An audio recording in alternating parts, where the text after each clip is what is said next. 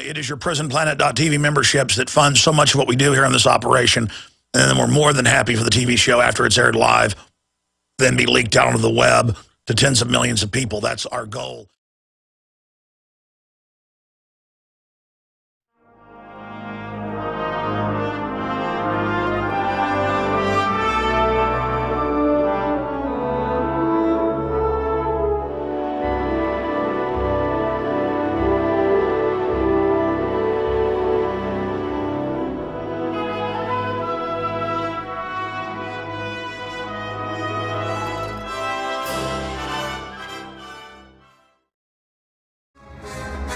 Ladies and gentlemen, we're live, and it is Tuesday, the 16th day of July, 2013. I've wanted to get her on for a very long time. We're going to cover the waterfront with Marilu Henner. Of course, movie star, TV star, first in Taxi, because I heard her on a Howard Stern interview a few years ago, listening on XM, where she has one of the most photographic memories ever recorded. And it is a genetic trait that's been documented. It's really superhuman. Highly Superior Auto-Biographical Memory, or HSAM. Then it has a longer name, a scientific name, hyperthysemia. Am I pronouncing that wrong? The point is that she's going to be coming on with us via video Skype in the second hour today for a little bit lighter topics, but it's still going to be very, very informative, very, very interesting lady. We'll talk about parenting, relationships. We'll ask about her incredible memory and talk about what it's like having that. Because I have a really good memory, but I mean, not 1/10 what this lady has. And she's now doing a radio show here on the GCN radio network as well, the same network that syndicates my broadcast, and her health journey for her and her husband. And she looks so young. I saw her on TV a few months ago, and it's just unbelievable. So that she's going to be joining us, Marilu Henner. I've wanted to get her on since I heard that Howard Stern interview a few years ago, and so it's going to happen here today. John Bound had the idea to get Ted Nugent on today, because he's got an article saying Nugent, Zimmerman verdict vindicates citizen, patrols self-defense. So I texted Ted right before the show to see if he wanted to come on. And so we are trying to schedule him right now. He may be on in the third hour, or he may be on tomorrow or the next day after that. So that's happening. Might have Ted Nugent to get his take on everything coming up here today. That said, I am really disgusted by the whole Trayvon Martin situation, because I'm sad this young man's dead. Anybody who's a parent sees those parents up there and grieving, and you have empathy.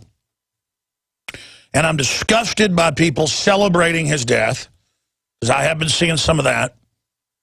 And I'm disgusted by people acting just the same back in racial hatred, saying that they're going to go out and kill white people. And it's now starting where whites are being beat up all over the country. I mean, I've got a stack of news. From Florida to Michigan, from New York to California, from New Jersey to Washington State, there are racial attacks happening on whites and Hispanics. I mean, can you imagine?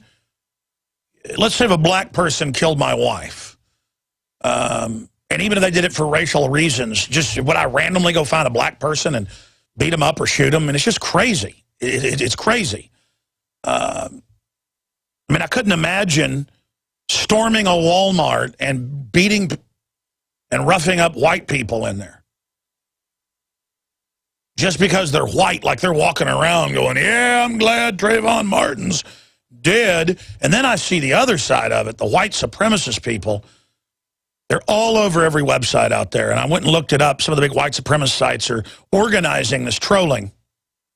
But then we've also looked at some of the groups doing it. It's also other people stirring stuff up that are playing the part of multiple posters, probably even government, really trying to create division. This is a psyop any way you slice it, and we're going to be going over all of that. Meanwhile, Russian bombers are basically buzzing Japan. U.S. troops are massing all over the Middle East. Just incredible stuff's going on. And we're all busy at each other's throats. It's why the globalists are in control, folks. They know how to divide and conquer. And I'm so sick of watching everybody being suckered. Ladies and gentlemen, we are live, broadcasting worldwide on this Tuesday, the 16th day of July, 2013, worldwide broadcast. All right, ladies and gentlemen, coming up at the bottom of the hour, Staff Sergeant Joseph Biggs is going to be joining us. I talked to him quite a bit yesterday, and he's talked to some investigative journalists and some other sources, and obviously he's also talking to the family. And the investigative journalists have told him that indeed the police were at his house that day. That's the dead reporter, the associate editor, investigative journalist Michael Hastings, and that one of the groups that was reportedly questioning some of the friends and family was a special division of Homeland Security called Homeland Security Investigations. I am going to fly one of my reporters or camera people, whoever wants to go, a lot of them want to go, with Sergeant Biggs. He's in Charlotte, over in the Carolinas. We're going to fly him out to California next week, and I'm going to fly one of my reporters out there with him to go around and talk to some of the eyewitnesses and who we're already in contact with, and to go and to speak to some of the other investigative journalists that have actually been threatened for investigating what's going on with Michael Hastings. So pray for us, ladies and gentlemen, because they killed him. We don't know if it was this group of Homeland Security people. We just are on their trail in the investigation. Just because a federal group investigated something, obviously someone who's getting ready to leak a bunch of criminal government activity, doesn't mean they're the ones that did it. But regardless, if they are reportedly threatening other reporters that we're in contact with and that Staff Sergeant Biggs has spoken to at length, then this is definitely a hot potato. And all the rest of the media are just like, we're not going to look at what happened. We're not going to look at Breitbart. We're not going to look at Vince Foster. We're not going to look at Gary Webb. We're not going to look at the coroner that did the autopsy on Breitbart being poisoned to death by a well-known poison, arsenic. We're all just going to look the other way and basically let criminal forces do whatever they want. Well, I'm not going to go along with this, and it's not because I have courage. I have a compulsion, a good instinct, head screwed on straight compulsion that most Americans had in the past. That if somebody saw something wrong going on or something stunk, they would at least do some investigating. Because you understand that if they can murder Michael Hastings and then get away with it and not even have an investigation and clearly have a cover-up, then they can kill anybody in the press, and then we become Mexico. We become North Korea. We become Sudan. We become Romania. And we let criminal gangs and thugs rule. And that's why the criminal government wants our guns. While they are buying more guns and training for war with us and using our money to buy nuclear weapons and tanks and millions of bullets and doing all this because we've just turned the world over to the criminal control freaks that want to run things. And I certainly hope if they blow my car up, I certainly hope if they hang me, that everyone doesn't just sit there incredibly cowardly and just go, oh, no, nothing to see here. Let's all look the other way. That cowardly, pathetic, craven attitude is what has led us to this point as a society. And it's only going to get worse. Are there any men left? Yeah, there are men like Staff Sergeant Biggs. There's men like myself. There's men and women in my crew. They're all, yeah, we're ready to go out there. And it's not that dangerous to really go out to California and do the interviews itself. It's doing the investigation overall, and this platform they don't like. Because other than this broadcast, There's almost no one covering it.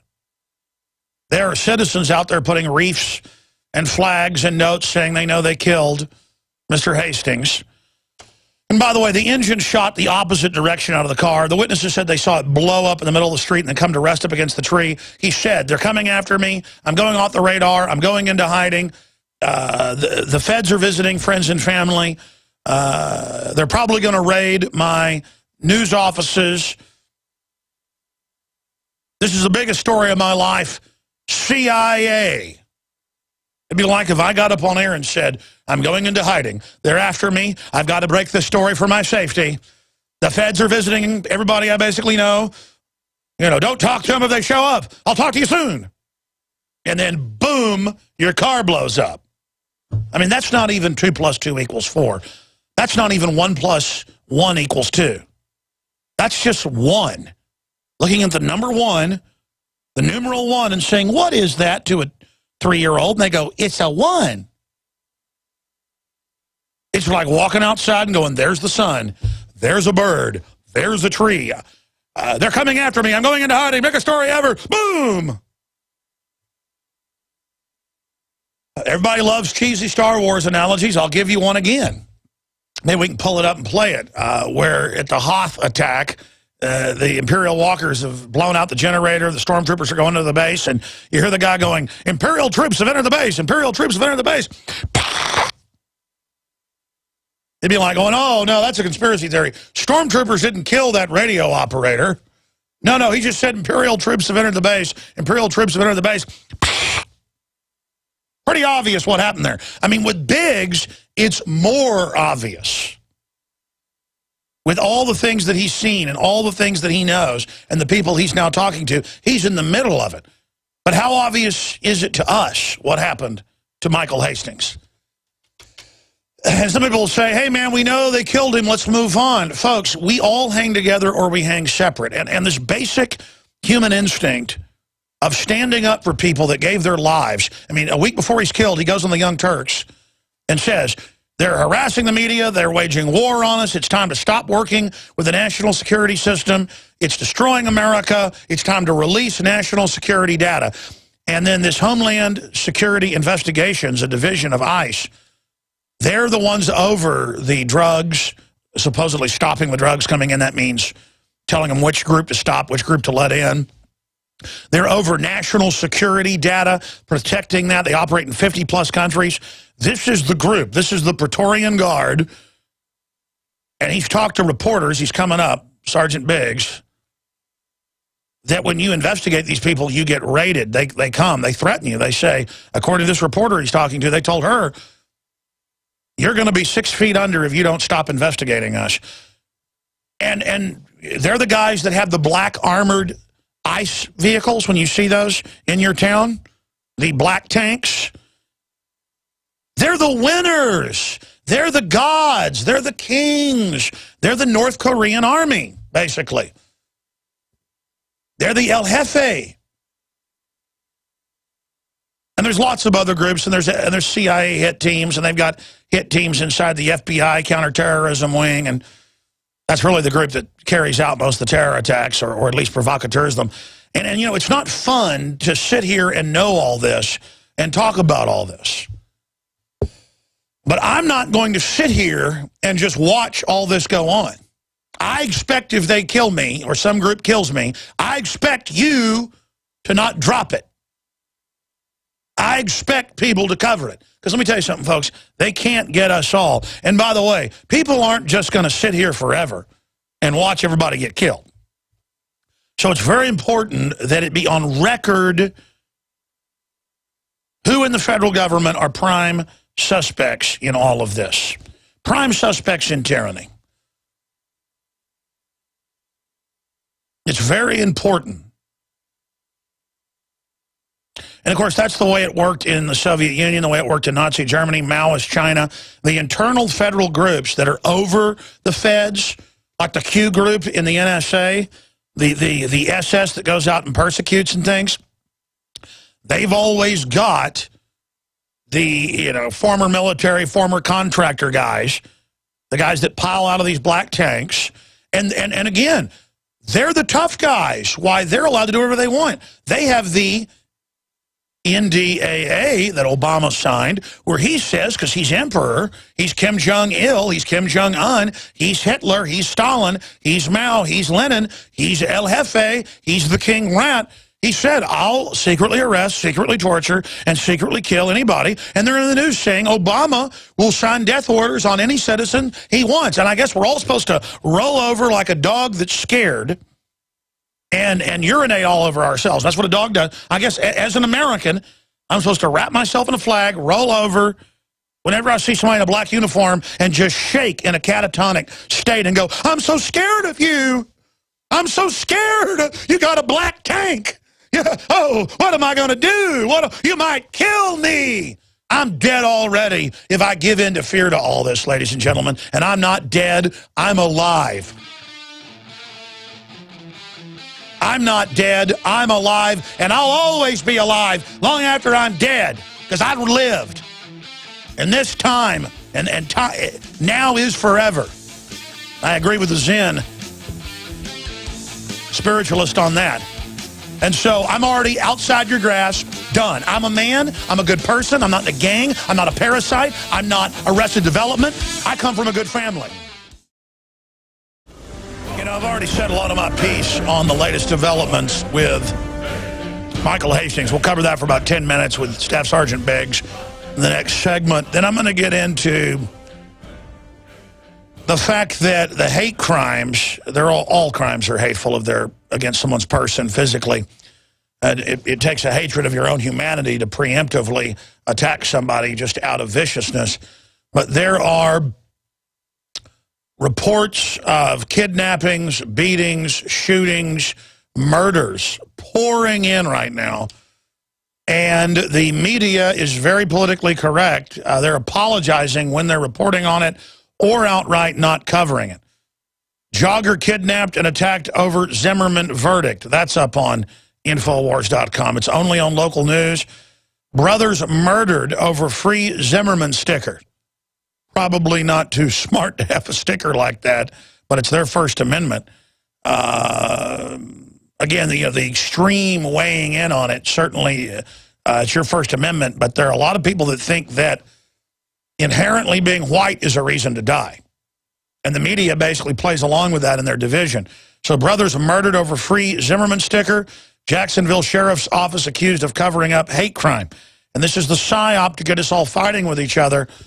It's really energizing the white supremacist in people, and then they're putting out all this vitriolic, insulting language and calls for violence, but don't generally actually carry it out. And then you've got Wal-Marts being ransacked and people being attacked for their race. It is just unbelievable to see all of this unfolding.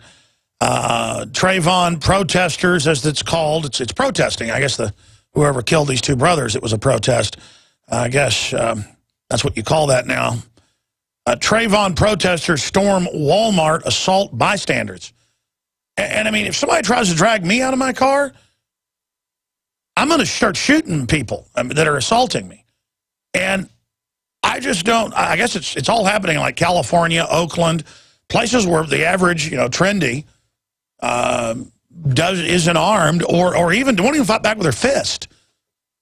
I mean, you can say what you want about conservatives. They've got their problems. But liberals, on average, will go into catatonic states if they're white liberals. I guess it means if you're a white liberal that you've been gelded. I mean, maybe they go through some type of surgery, and then they're selling T-shirts out in L.A. saying, wanted, dead or alive, George Zimmerman.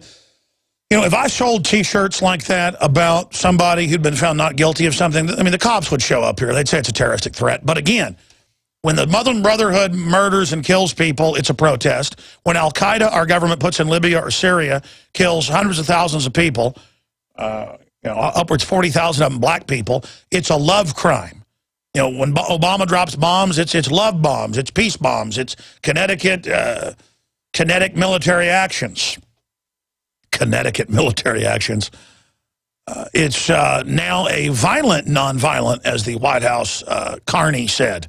He is the White House carnival barker, so he is Mr. Carney. If the name fits, then Carnival Barker is a Carnival Barker by any other name. A rose is a rose by any other name. So why not have it be Carney if it is a Carney? A Carnival Barker lying fraud.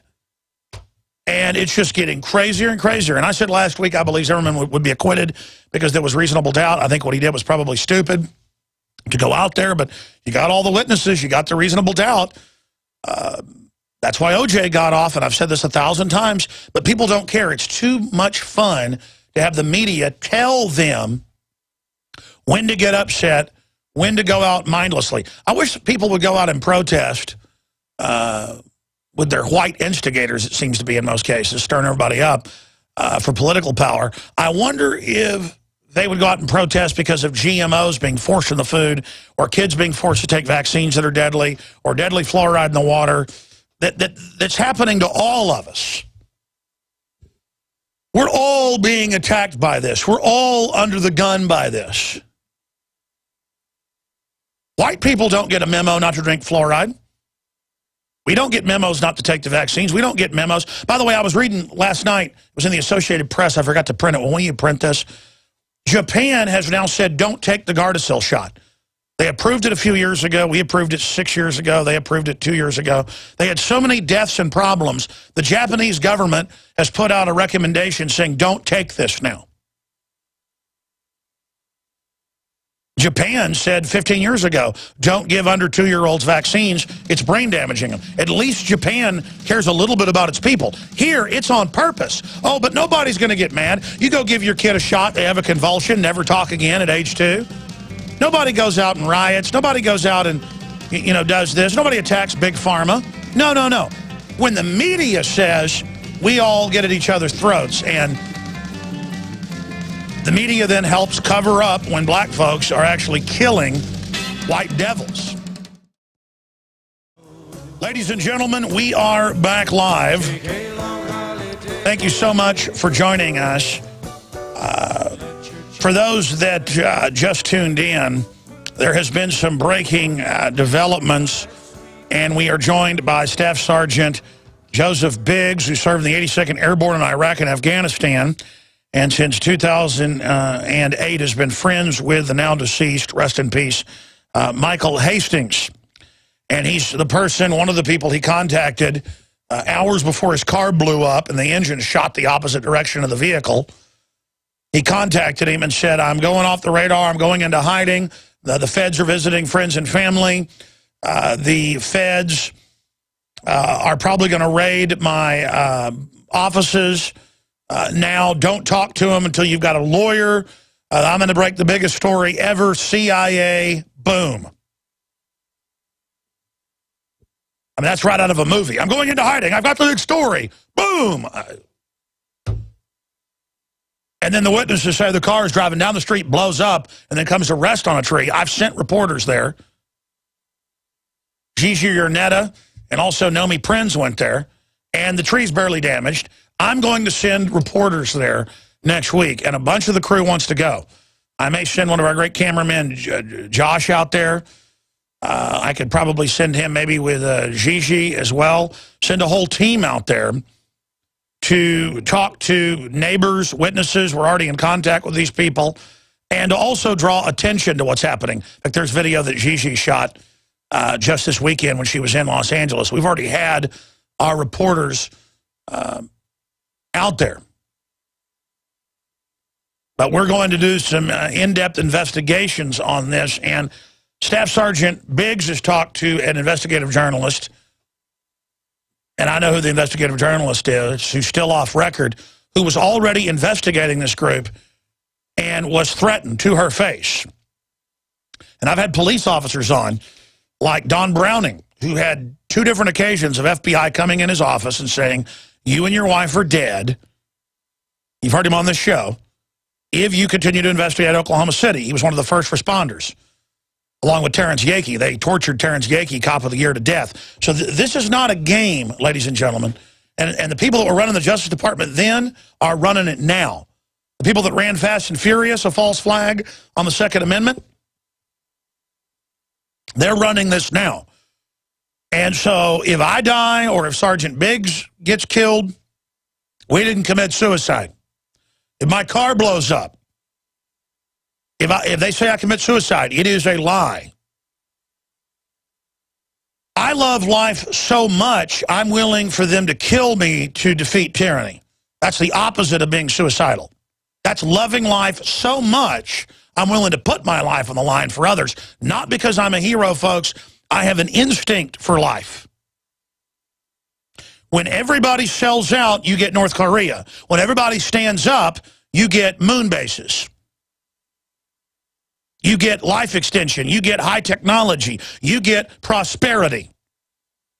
Stand up, create a beautiful civilization of high art and culture.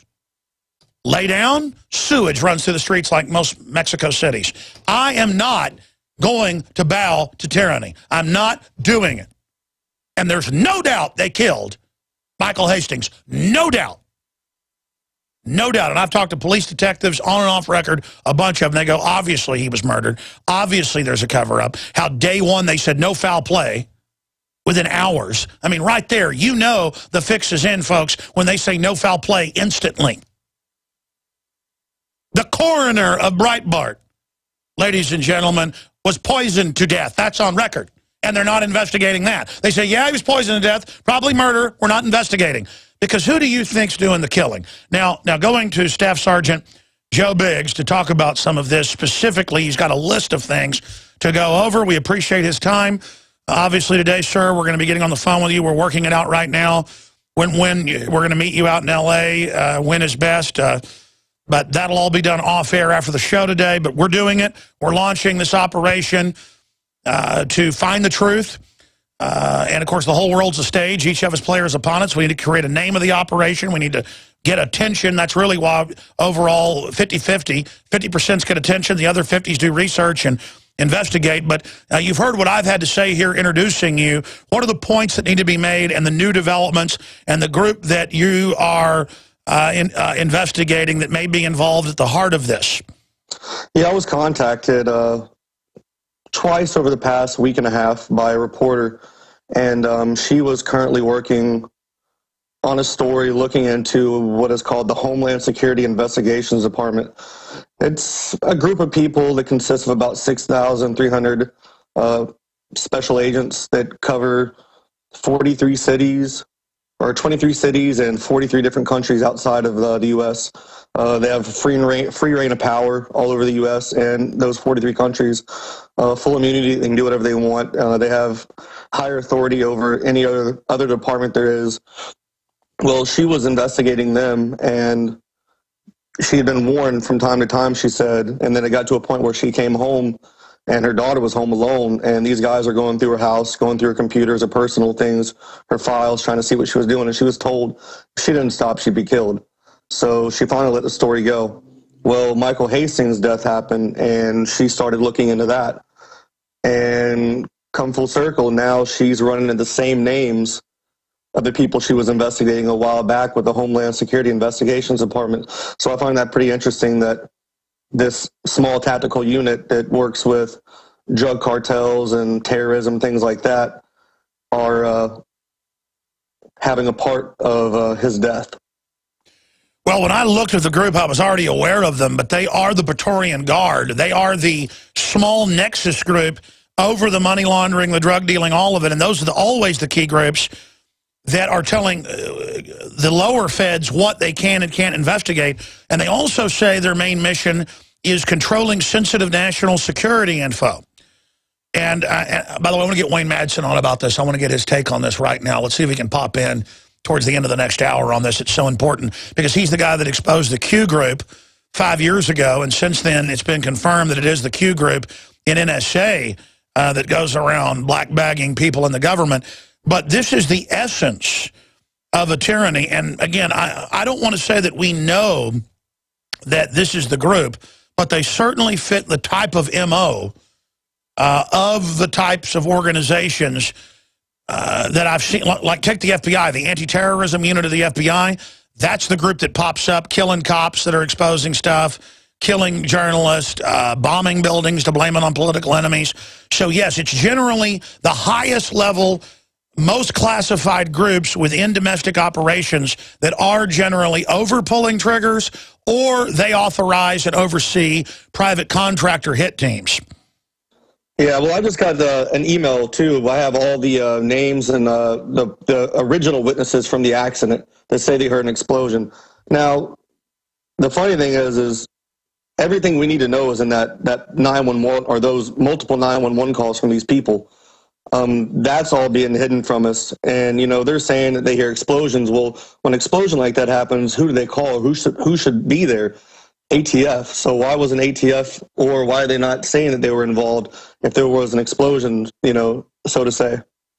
And again, they're covering up the police report and have told the fire department and police, that's on record. Local TV stations have reported that.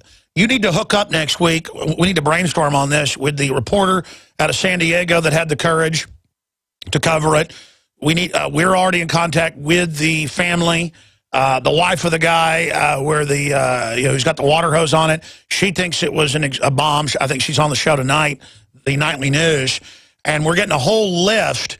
And so here we go. And again, I'm just glad that my reporters have the courage to go out there. My listeners know that I don't usually go on the road a lot because I have to keep all this running here.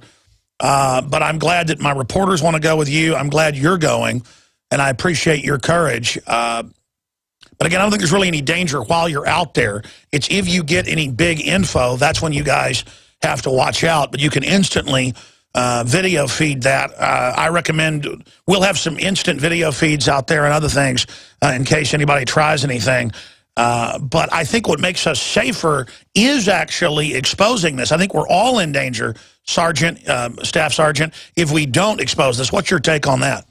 Well, of course. I already have the name of the special agent in charge of the ICE unit that oversees the Homeland Security Investigations Department in L.A.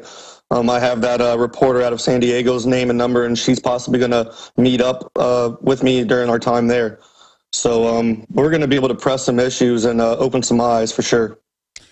Well, you're a good friend to Mike. What do you think Mike would think if he was seeing all this right now? Well, hopefully he wouldn't be judging me too much on the fact that I'm not that good at what I'm doing, but at least I'm trying to put an effort and learn how to do this as I go, but I'm sure he'd be happy.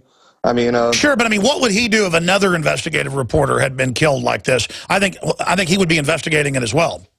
Oh, of course. I mean, that's just how he was. I mean, he's not the one to just roll over on something like that and let it go. He would be out here digging just as much as we are right now. What about the family, since you saw him at the funeral? I guess you told me that she's got a different plan to work on this. I hope it's a good plan. Yeah, she's going to do her own thing, I'm sure. She doesn't really want to be out in the public eye so much right now.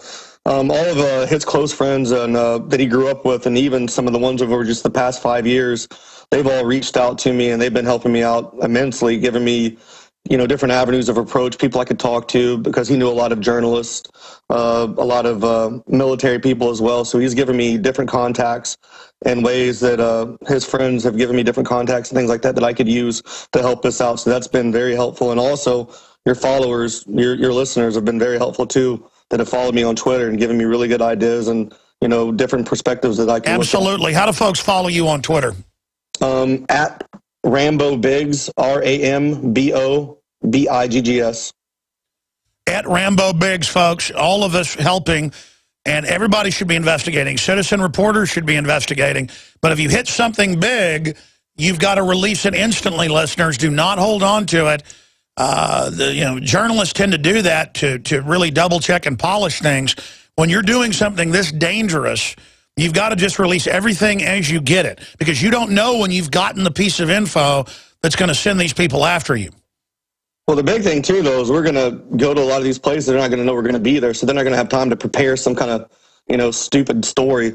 So we're going to go in there and just, bam, hit them with it, and I want to see how they react right off the bat.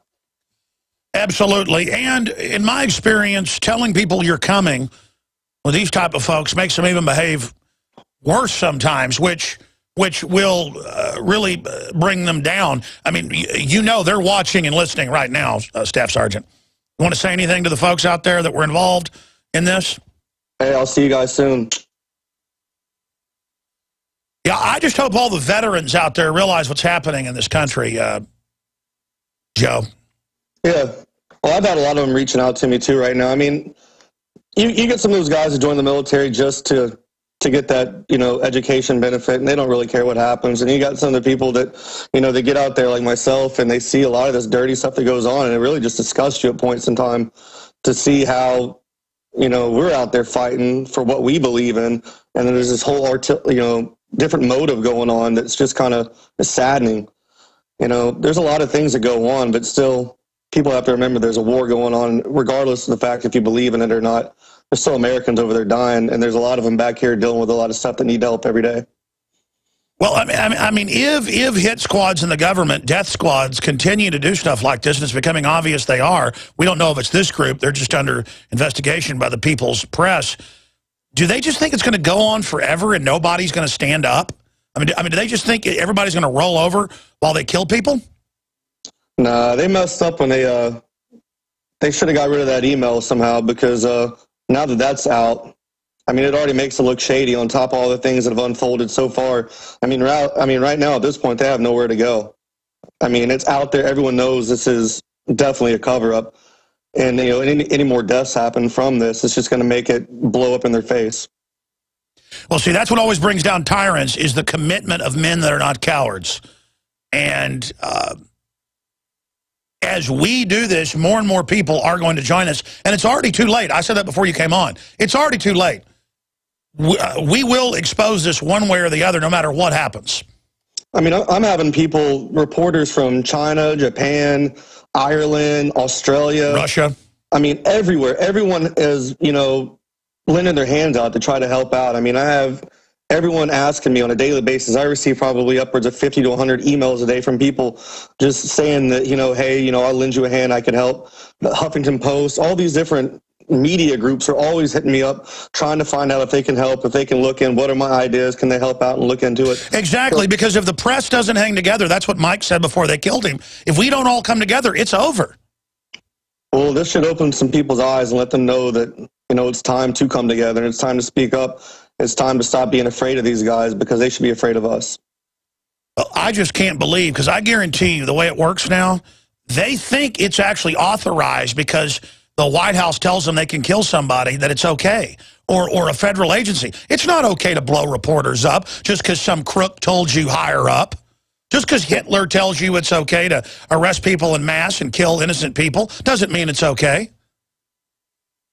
That's true. I mean, throughout history, people in the military or in secret police go, well, I've been told to do this, so it's okay. Don't they know how much danger they're in from their bosses, that they're doing things like this under orders? Don't they know they're going to be taken out by their own bosses? Yep. Well, Staff Sergeant Biggs, anything else you think needs to be added here before we go out there with you for an investigative report? Well, another thing, too, though, that was interesting. I remember last time I had told you that, the LAPD had stopped by his place a few days prior to that. So that's something I definitely need to find out. I want to look into that. And then another thing, I had a couple of his close friends, investigative reporter buddies, contact me in the past few days. And they said, right around 5 days prior to his death, he got to where he started talking in code over the phone. And he was just completely changed. And I had noticed that he had been a little bit different, but that's a little bit different. He's never really spoken in code. And then also in that email, how he uses a couple of different terms that I find to be interesting. So I have an address in LA. I'm going to go check out the place there as well and look around. But it's going to be good that we get out there and do that. It's going to open up a lot of eyes that aren't already open. Absolutely. Beat the bushes and show the dinosaur media how it's done, because they're all trying to ignore it, the big dominant media. But the alternative media, the real media, the foreign mainstream media, from, as you said, from England to Russia, the media, journalists get this. I mean, just 10 years ago, if a journalist was killed like this, the other journalists would come out of the woodwork, even mainstream journalists. But now, I've talked to so many mainline journalists off record, and they're scared. Well, they should be scared of not standing up. I keep repeating that, but it's so elementary. Go over your list. Any other points that you're going to make until we obviously get live reports from you on the street with my crew, because we can do live video reports from where he died. We're going to have live feed iPhones and Droids with you. So in case anything happens, it's all going to be going up so everybody can see it. Other points in your list that folks need to know about? Besides the Homeland Security, I've got a few people that live down in LA that are FOIA experts, things like that I'm going to try to meet up with as well and see what we can do. I'm going to try to meet up with a lawyer that specializes in a lot of these types of deals and see if there's any way that we could actually maybe file a lawsuit against the LAPD, and hopefully in that way we could probably get that report out if they won't give it to us. Absolutely. Outside of that, a lot of the stuff I want to kind of keep to the vest until we get there. Yeah, that's smart. And obviously, you've been out there on the physical battlefield that has a lot of enemy humat stuff going on in Iraq and Afghanistan. So you're not a spring chicken. You didn't fall off the turnip truck. I've been doing this for 18 years here in the U.S., learning as I went just how bizarre this system is. And I'm really tempted to go out there myself. It's just that I'll end up. Who knows? I might actually go out there. I'm always saying, who am I to send to Bilderberg this year? And then I send myself. But you know, the big issue is you can pretty quick, obviously, too, they will try to assign infiltrators to us just to give us disinfo or to talk about crimes or to get with your, buy your luggage and plant drugs on you. I mean, obviously, you got to be. I'm not trying to make you paranoid, Staff Sergeant, but just. I mean, I would have rooms that adjoin with the door open between them and stuff like that. Because I've had them break in my room, steal our money. I've had, I'm trying to cover a military gun confiscation drill. And I've got Mike Hansen in studio tomorrow. It was an eyewitness to it. And a guy jumps out of the bushes and starts setting fires, saying, Alex, why are you setting fires? And I'm not saying any of that will happen. But if this is as bad as we think it is, you'll probably see some weird stuff go on, is what I'm telling you. Oh, that's all right. I'm ready. I am fully prepared. Yeah. I mean, they've got more to worry about me than anything. Oh, I understand. And plus, when they come out of the woodwork, it's pretty obvious too. They'll just walk up when we're at some event, not even knowing how we were there. They'll be tracking our cell phones, and they'll say, "Hi, Sergeant Biggs, let's kill police together." And then have somebody with a camera there and then put out a video saying we were going to kill police. So I'm telling you, like one time I was confronting Michelle Malkin, and they had people get behind me and yell, "Kill Michelle Malkin," with TV crews there who then edited it and had it on national TV within 1 hour.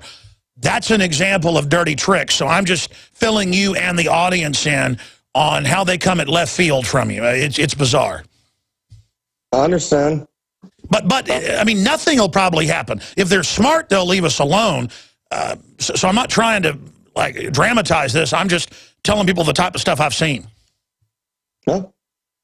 It's better to go in there prepared than not go prepared at all. Well, I would imagine when you were in Iraq and Afghanistan, it's not somebody trying to plant drugs on you. It's trying to plant a hand grenade on you. Yeah.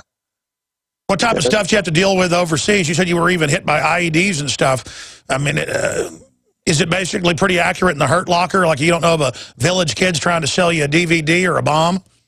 We had one mission. We were going through a bazaar in Iraq, and we actually had a kid throw a grenade at one of the Humvees, and one of our guys now is completely deaf because it went off right out there side his head. Luckily, he was down in the turret, so he was kind of covered, but it went off. And I mean, they'll use anybody, dead animals. It doesn't matter. I mean, one time I was driving. A convoy in front of us got hit, and we waited 10 hours almost. It was nighttime when it happened. The sunlight's coming up, and they're telling us to move. I'm in the first vehicle, and we're driving over the Samara bypass, heading from north to south on Tampa, which is a route in Iraq, a main route, heading towards Camp Anaconda. And I'm just peeking over this bridge, and I remember the last thing I said was, "That looks like a," and then my vehicle just exploded and was launched up into the air. All four wheels were blown off, and it teeter-tottered and flipped over and caught on fire. And I mean, just going back to that, I mean, I got hit with a big IED enough to launch a heavy vehicle up in the air, and in no way was my vehicle engulfed in flames like Mike's was. Well, they clearly put the bomb right on the gas tank. Amazing, amazing. But bottom line, talking to this reporter, she says she was threatened by these people, and that now it's the very same names. Who knows what they'll do now? I mean, if they lash out, and sometimes they just can't help it. They've got this idea that they're invincible. They may lash out at us, or they may play it smart and leave us alone. And if they leave us alone, it may mean that it's a bad trail, but because there are other groups as well. Well, I also have a retired colonel that worked at the Pentagon. I'm going to meet up with him in probably about 15 days. He's going to be driving down from Washington along with a national security correspondent that'll be coming down with him as well. And we're going to try to come up with a game plan so when they go back up there, they can talk to some of the senators and try and get some of the higher ups to look into it. It's just another avenue to try. All right. Well, Staff Sergeant Joseph Biggs, thank you so much for standing up for free speech, standing up for your friend, and standing up for the press, standing up for liberty. And anything else unfolds, we'll get updates from you. And I'm going to give you today other reporters' phone numbers in case sometimes you can't get a hold of me if something's happening, because that lifeline of the media is so important in a voice. And we will see you out in Los Angeles sometime next week. We're not sure quite when yet, but we're going to nail that down. And so I'll be calling you, or my reporters will be calling you this afternoon to get your flight booked and everything else. Oh, right on. Thank you. All right. Thank you so much, Staff Sergeant. All right. There he goes. Infowars.com is reporting and investigating the clearly mysterious death of Michael Hastings. And it's your support financially that lets us do things like this. Cost a lot of money to do stuff like this, so be sure and buy your Beyond Tangy Tangerine 2.0 at InfoWarsHealth.com. Get the Pro Pure water filters at InfoWarsStore.com. All right, folks, we're into hour number 2, and man, there's a lot of news going on. I just spent most of the last hour talking about freedom of the press and the mysterious death. I think the evidence is overwhelming. He was assassinated. We know there was a cover-up of Michael Hastings of Rolling Stone. Where's the Rolling Stone for their reporter? Where's BuzzFeed for their reporter? Where is the dinosaur media? I mean, why is it the liberal Huffington Post trying to investigate and not people that actually work with this guy? Well, we've talked to a lot of his friends and people. They're scared to death. And you know what? I'm scared of being scared. I just cannot imagine being afraid. It's like giving into it, and then you're a prisoner. I just don't understand it. People call that courage to get over your fear, and I don't even know what you call it. I mean, I'm not fearless. I fear for my children dying in a car wreck. I fear if I eat too much fattening food, I'll have a heart attack. I mean, I fear things that I have control over that I'm doing wrong, or if I'm driving too fast. But when it's somebody bad doing something, and I've got to stand up to them, even though they may kill me or set me up, then I don't have fear. Do you see what I'm saying? It's like I've got a job to do.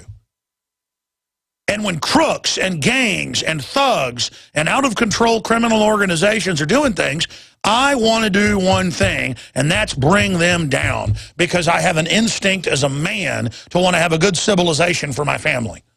I'm programmed, ladies and gentlemen. I'm 100% programmed to try to figure out ways to beat these people. And I, in 18 years, have built my own media operation that reaches 15 million people a week conservatively. And I'm not bragging. I'm saying you've got power. You can affect change out there. And let me tell you, it's been great being alive 39 years so far. And it's been great getting to have this much success, because it gives me belief in humanity, and to work with other liberty lovers and people that have helped us get the word out, who understand these basic facts. And to get to know somebody like Staff Sergeant Biggs, who's standing up for his friend and being a focal point to expose what's happening. It's great to be in the society of men and women who love liberty and who have honor.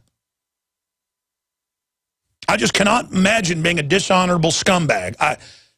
Criminals and scum and psychopaths and sociopaths are like wimps, and they've decided to be evil because they think that makes them a winner, to go around and break the rules of humanity. And you people are not winners, you are scum. And that's why you're so screwed up. That's why you have such horrible lives. That's why your kids are so horrible. That's why you're cursed.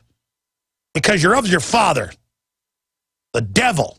And I hate to turn into a preacher on people. It's true, though. It's all about good and evil, ladies and gentlemen.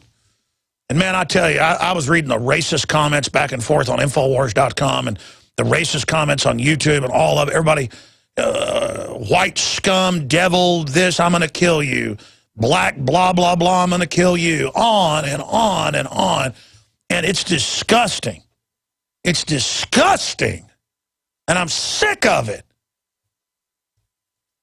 And then you respond to it and you know, you criticize the black racist and they say, oh, you're just a racist. And you criticize the white racist and they go, oh, you just hate your own kind. And you look at the black and white racist and all of them, they all pretty much the same people. They all act just the same, except it's from a different team, a different side. Meanwhile, we're all going into the New World Order. Meanwhile, we're all losing our liberties. Meanwhile, 99.9% of us, it isn't 1%. We did the math. It was like 0.00026 of the 6,000 superclass that own the vast majority of world wealth, over 80% worldwide. And they're just laughing at us. And I'm just so sick of... And then the elite's answer is, well, look at how dumb the public is. They deserve it.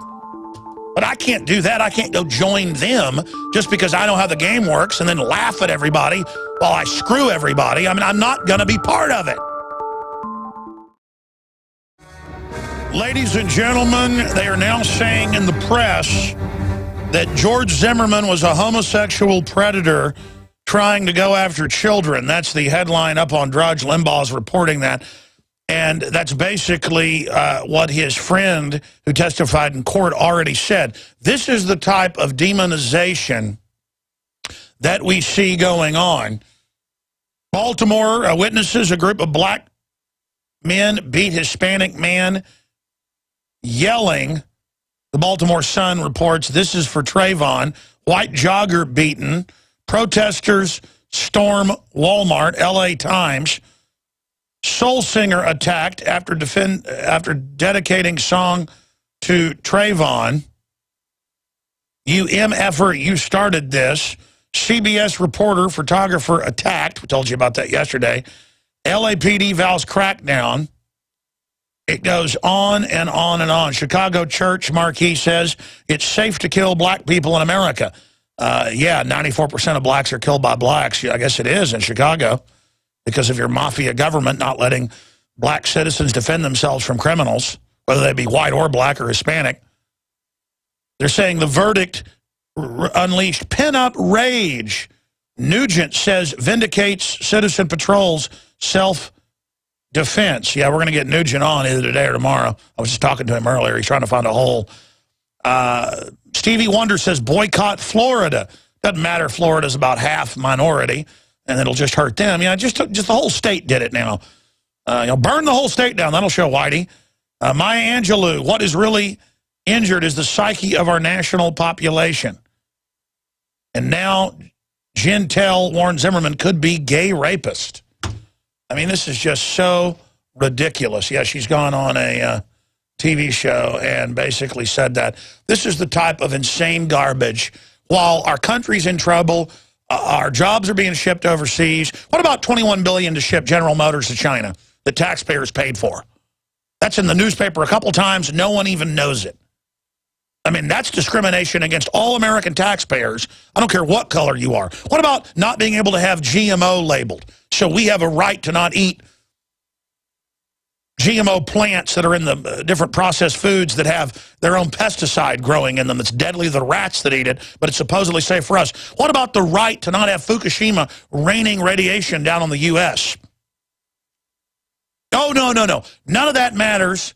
And then why is the media playing up still how horrible the verdict was and not criticizing the people ransacking Wal-Mart and attacking white people? Man, I'm telling you, this stuff only flies in places like California, folks. I'll guarantee you, people tried to block the highway, try to drag people out of cars in Texas. It's going to go real bad, real fast. It's amazing, ladies and gentlemen. Now, I'm going to be getting to more of this as it unfolds. It's all up on Infowars.com. We have a very special guest we're going to in a moment. But brothers murdered over free Zimmerman sticker. That's a new report up on Infowars.com. Jogger kidnapped and attacked over Zimmerman verdict. We have our own stories on that, but Watson's story is not anywhere. That's a breaking news story. Operation Paul Revere, InfoWars online film festival is now live. We got like 600 plus entries. We put like 300 up. Couldn't put all 600 up, but we'll try to rotate those in later. Up at Infowars.com/Paul. Infowars.com/Paul. And you can see the top half of the best entries. And if yours fell through the cracks, I'm sorry. When you get 600 plus, there's already been tens of millions of views of these films. Already been a huge success. And we're now going to start showcasing these throughout the month. By the end of the month, I will declare the $100,000 first place winner and the other two winners, $115,000 in prizes. And you can go see the amazing films. You can get lost for days in there. Infowars.com /Paul or Paul Revere, the Paul Revere contest. So we're going to be covering that more in the next few days and playing some of the highlights of the. In about a week, we'll tell you the top 50, then the top 30, the top 20, the top 10, and then the top 3 will be announced towards the end, sometime in the last week of July, which is just about a week and a half, 2 weeks away. So that's just some of the news up on Infowars.com and PrisonPlanet.com. Now, joining us for the balance of the hour is somebody that I've been a big fan of for a long time, and John Bound said he had a crush on her when he was a teenager, but Marilu Henner. And I'd seen her on 60 Minutes. We're going to play a clip of that coming up later. I'd seen her in different the movie about Andy Kaufman. But I heard her a couple of years ago on Howard Stern, and he was doing these memory games with her, and she could remember it all. And it was just one of the best interviews I've heard, because I usually am in the car about 30 minutes. I sat there in the parking lot and listened like a whole hour of the interview. So I thought, let me get her on the air. Now I can't do as good an interview as Howard Stern, and I won't ask as racy questions, but she's also a GCN radio host in the morning at GCNlive.com, getting picked up by stations all over the country right now. And I am just very, very excited to have her with us. But she was in the Total Recall episode of 60 Minutes and another 60 Minutes episode called Endless Memory. And I've seen a bunch of these, very fascinating.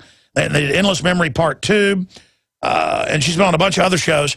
And she has, I guess, what they call Highly Superior Auto-Biographical Memory. And I find this fascinating because I had somewhat of a photographic memory until I was about 30 or so, and it's not as good, but nothing like hers. I mean, if I focused on something, then I can remember it perfectly and vividly. But it's hit or miss. With her, it's total, and I wonder if that continues. And she's also a best-selling author on rearing children and so much more. So Marilu Henner, thank you so much for coming on with us. Oh my gosh, what an introduction. Thank you. Thank you. I'm a fan of yours as well. And I'm sure you get told this all the time, but you sound so much like Charlie Sheen. Do you hear that all the time? I do sound like Charlie Sheen? Oh, so much like him. He's fantastic. I think he's an incredible actor. He's great. You know, I think sometimes when I'm hurrying, now that you say it, I kind of have a cadence like him. Yeah, you do. Very much so. Very much so. But then other times I sound kind of like Rush Limbaugh, but I'm not doing it on purpose. This is how I talk. Much sexier sound quality to your voice than Rush Limbaugh. Much sexier. You're too sweet. No, it's true. It's absolutely true. Much more like Charlie Sheen. Well, I'm friends with Charlie, so... he's got a great voice. He's a wonderful actor, and yep. I got to do an episode of 2.5 Men, but I didn't get to do it with him. I got to do it with Ashton Kutcher and John Cryer and the rest of the team. But I'm a big fan of Charlie's as well, and I know his family. So yeah, but boy, aren't they sweethearts? They're incredible. His mom and I, she and I have the exact same birthday. We're both born April 6th. So and my first husband was Frederick Forrest, who worked, of course, with Marty Sheen, Charlie's father, on Apocalypse Now, and then. Marty and I worked together in an episode of a television. And it's funny, as I'm talking to you, all these dates are flooding through my head because I could say, oh yeah, he and I did this thing September the 23rd, started on Monday, September 23rd of 1985. And oh yeah, it's like all these different dates come flooding through. And everything that you said in the introduction, like the 60 Minutes, that was instantly December 19th, 2010. And, it's like all these different dates come into my head very quickly. And so you haven't lost any of it as you get older? No, you know what's so funny? I always had it. Even as a child, I had it. I mean, even at 6 years old, people would call me the memory kid, and I'd fall asleep at night saying, what did I do a year ago on this very same day in school? And, you know, what did I do when I was my little brother Lauren's age? And, you know, so I was always exercising it even as a kid because it was something easy to do, and it was kind of fun to fall asleep that way with that kind of meditation.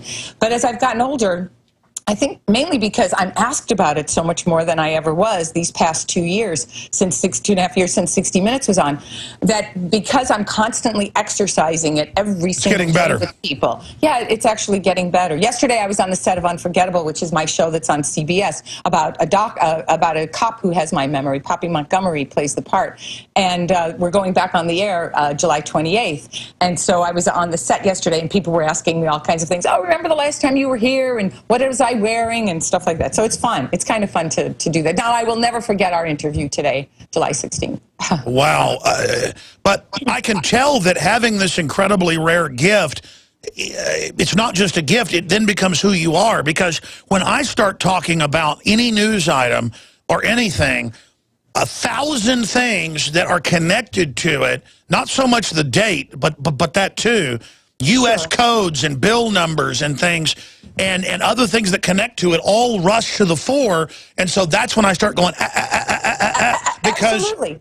Absolutely. It's like I always say, you know, everybody remembers something especially well. People who think they have no memory at all, they remember something special they remember something especially well in their lives. And I always say that in the jigsaw puzzle of your life, what are the hard-edged pieces? You know, what would help you connect the other things? You do it naturally because you probably have a very astute, highly trained memory because you love information and you love making connections anyway. So you have all of this completely outlined. You have much more than even the border of the jigsaw puzzle of your life. But it's all about interconnecting and interlocking different bits of information. So that's the power of it. I mean, that's why, you know, in my book, Total Memory Makeover, I keep trying to teach people, no, you can remember so much more than you do. You just don't know how to retain, retrieve, you know, receive, retain, and then retrieve the information.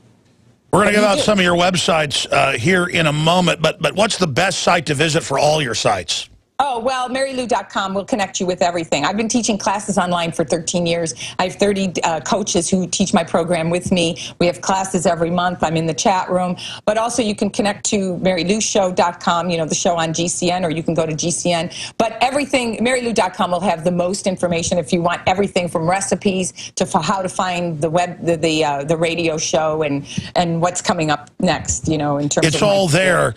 Yeah.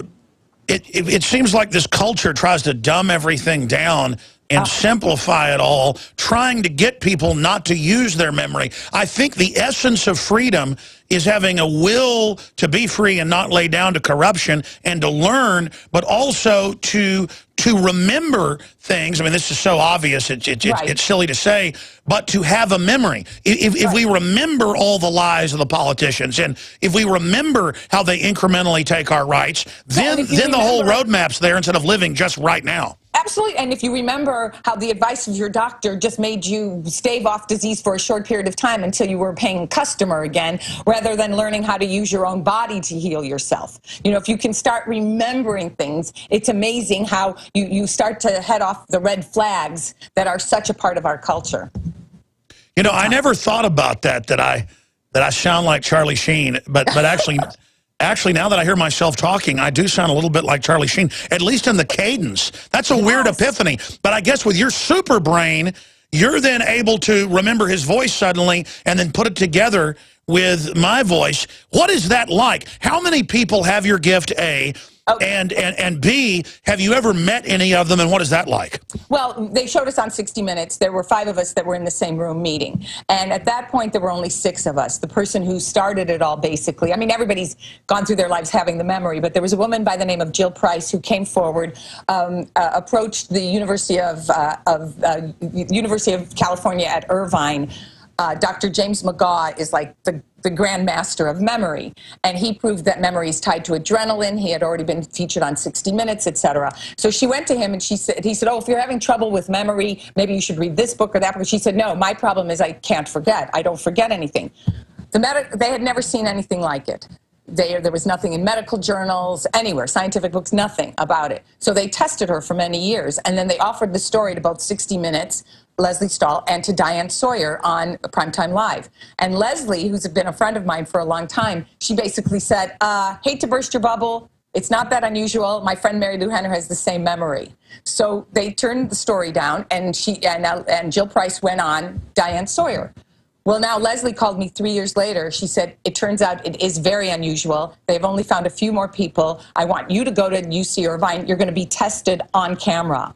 So I was tested on camera on November the 4th and the 5th of 2009. Anyway, so I was tested on camera, and then on the 6th and 7th of December of that same year. And then it took a year for them to do all of the research on other brains. And they got all these different other age range and male, female, et cetera, et cetera. So there was the group of 6 of us. They tested our brains in terms of measurements because they wired us, put us through MRIs, took about 300 measurements of our brains. And what they discovered is that there are 9 areas of our brains that are 10 times larger than the normal person's. Wow.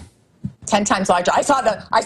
You would be freaked out if you saw the x-rays. It's pretty crazy because you see everybody, the normal brain, and then I saw my brain and I went, oh my gosh, it's crazy how big this area is, a few times. So, but what they found is they have found 6 more people that are now documented. So there are 12 of us who've been through all. So you're like testing. an ex-woman. I mean, Yes. So it's a good mutation to have. You're like Superwoman. Yes. Yeah, well, Howard Stern said, I mean, this is like superhero status and everything. It was a very funny interview. But what's crazy is you were already an incredibly successful TV, movie star, best-selling author. It just shows why you were already so successful, not just good-looking, but also very intelligent and very bubbly and very electric. And then you didn't even understand how special you really were. And this far into your career, it's like a whole nother area that you recognize how special you are once other people, I guess, basically recognized it.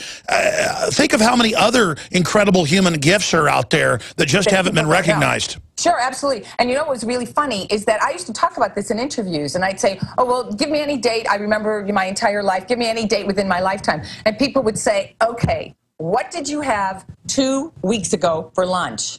And I'd think, why are you asking me that question? That's like so easy. But people couldn't wrap their minds around this whole thing. People had no idea what I was talking about until Dr. McGaugh, Leslie Stahl, 60 Minutes kind of sanctioned it. And the medical, the medical profession, of course, and the scientists, of course, had a name for it and tested us enough to have some kind of explanation for it all. So they still don't know how it came about, but they definitely know that there is something different about our brains, by far. What area of the brain is it? I mean, is it in between the lower centers and the cerebral cortex? What's the area of the brain? It's connected somewhat to the hippocampus and to the caudate nucleus, but it isn't in those places. I don't even know the name of it because when I see it on a chart, it's all like letters and numbers. It's not even... Sure, I understand. It's all subregions. Yeah, all these different subregions. But what was interesting is they took the measurements of all of us, and the 12 of us moved like this among the hundreds of people that they tested. So we all were in the same group. It was crazy when I saw the statistics. And, they had the 300 areas of the brain listed in terms of like some kind of, it looked like a logarithm or something. And so, but you saw the 12 of us kind of move together. And our numbers. I mean, it was really quite fascinating. And the testing is ongoing. I mean, I've answered over 1,000 questions. The initial testing is crazy. They test you on with every memory test they've ever created, whether it's number sequencing backwards and forwards, looking at something visual, being read a story and then repeating it verbatim, asking questions about it, color things, and then you get into the date testing, and that's really crazy. So they do all of these different dates, and there's this kind of gold standard 100-question test. And then they find things on each individual person and ask us questions like that. Sure. Let me be honest with you. I was never a big drinker, but I like to drink sometimes just to stop thinking, because obviously I'm not that articulate on air, but just sitting there in a room, my brain has such complex thoughts and things that being sober is like being on a super drug or something. And then it's almost fun to eat a big meal or, drink whatever so that I can rest my brain. What is it like for you to have, a brain 10 times more complex than that. I mean, I can see that it animates you, and you've got all this energy to do, you know, 2-3 hour radio shows a day, TV shows, write books. I mean, what is it like? How do you handle it? Well, it's funny that you said that thing about drinking, because people always say to me, do you ever have a drink? Do you ever go? I said, oh, you mean sake land? You know, it's almost like, I like sake. So I say, oh, yeah. It's like you go someplace else, and then there's like a whole memory thing that happens over in sake land. You know, it's like, but I know what you mean. It's like sometimes you just have to shut down. I'm not much of a sleeper. I sleep about 5 hours a night, but when I have two switches, on or off. So when I'm out, I am out. And I really sleep very well and very soundly. It's rare that I don't sleep really soundly for at least 5 hours. But it's going on all the time. But it's also like a pilot light. You know, it's something, if I'm driving in my car and all of a sudden a song comes on, I can like scroll through every time I've ever heard that song, from the first time to the last time. Unbelievable. Or I can just say, oh, well, you know, I'm talking to my sister on the phone. Well, not like this, because you have to use, you know, headsets. But I'm talking to my sister on the phone and a song comes on. I'll go, oh, that reminds me of, and then I'll go right back to my conversation with my sister. You know, so it's like always there, and it's available to me, which is maybe its power that I can use. Sure. Do the scientists think this is the next level of humanity, or do they believe that small numbers of humans, because used to there wasn't 7 billion people, so there's only maybe 100 people they think like you, maybe worldwide or something, then maybe you've never existed before until now? They think that it's new. They think it's new and we might be evolving to this, but they don't know. They still don't know. The testing is going on forever. Now, I mean, going on, as I said, continues to go on. They have more people that they're testing, that they're putting through what the 12 of us have been through, but they have kind of in waiting maybe 50. I heard 50 and then I heard 33. Oh, I bet the Pentagon's interested in you. Yeah, you know, my son has it, but he doesn't exercise it as much, but I know he has it. He's 17. They're going to test him because they can't test them with MRIs until they're 18. Well, also, I mean, there's maybe 100 or so, a couple hundred, who knows, of people that have, you know, like the super brain like you, but then there's people down, you know, probably hundreds of thousands, millions that just have more advanced memories than the average person. But as you said, anybody can train and develop and expand their memory and learn how to access it. Oh. Absolutely, and we've gotten so lazy. And not only that, I mean, everything is so convenient for us. It's all speed dial. And you get punished for using your phone and putting in a number. Now, you know, of course, you're not supposed to take your eyes off the road. But if you know... It's funny you said adrenaline's connected to it, because if I can't remember something, if I hop around and kind of get excited, then I can remember it. Stay there. Marilu Henner, incredible interview. We're coming right back with you. Website's marilu.com. I'm Alex Jones with Infowars.com. This is an exciting interview. I want to meet this lady in person. We'll be right in the next few weeks. All right. Well, all right. We'll be right back. Stay with us. Folks, we're going to have open phones in the 3rd hour today. Then I'm doing a 4th hour. Big Brother, mainstream media, government cover-ups. Absolutely. You want answers? Well, so do we. So does he. It's Alex Jones on the GCN Radio Network. Only I can interrupt my own liner. I did that on purpose, actually. We're back live, ladies and gentlemen. Ted Nugent's going to be with us in the 4th hour today to talk about the whole situation with Trayvon Martin and, of course, the George Zimmerman situation. There is a lot of violence going on. Marilu, I want to get into... Marilu Henner joins us if you just tuned in, folks. It reminds me of, do you remember Wednesday, April 29th, 1992? The Rodney King riots in Los Angeles. It was horrible. It was terrible.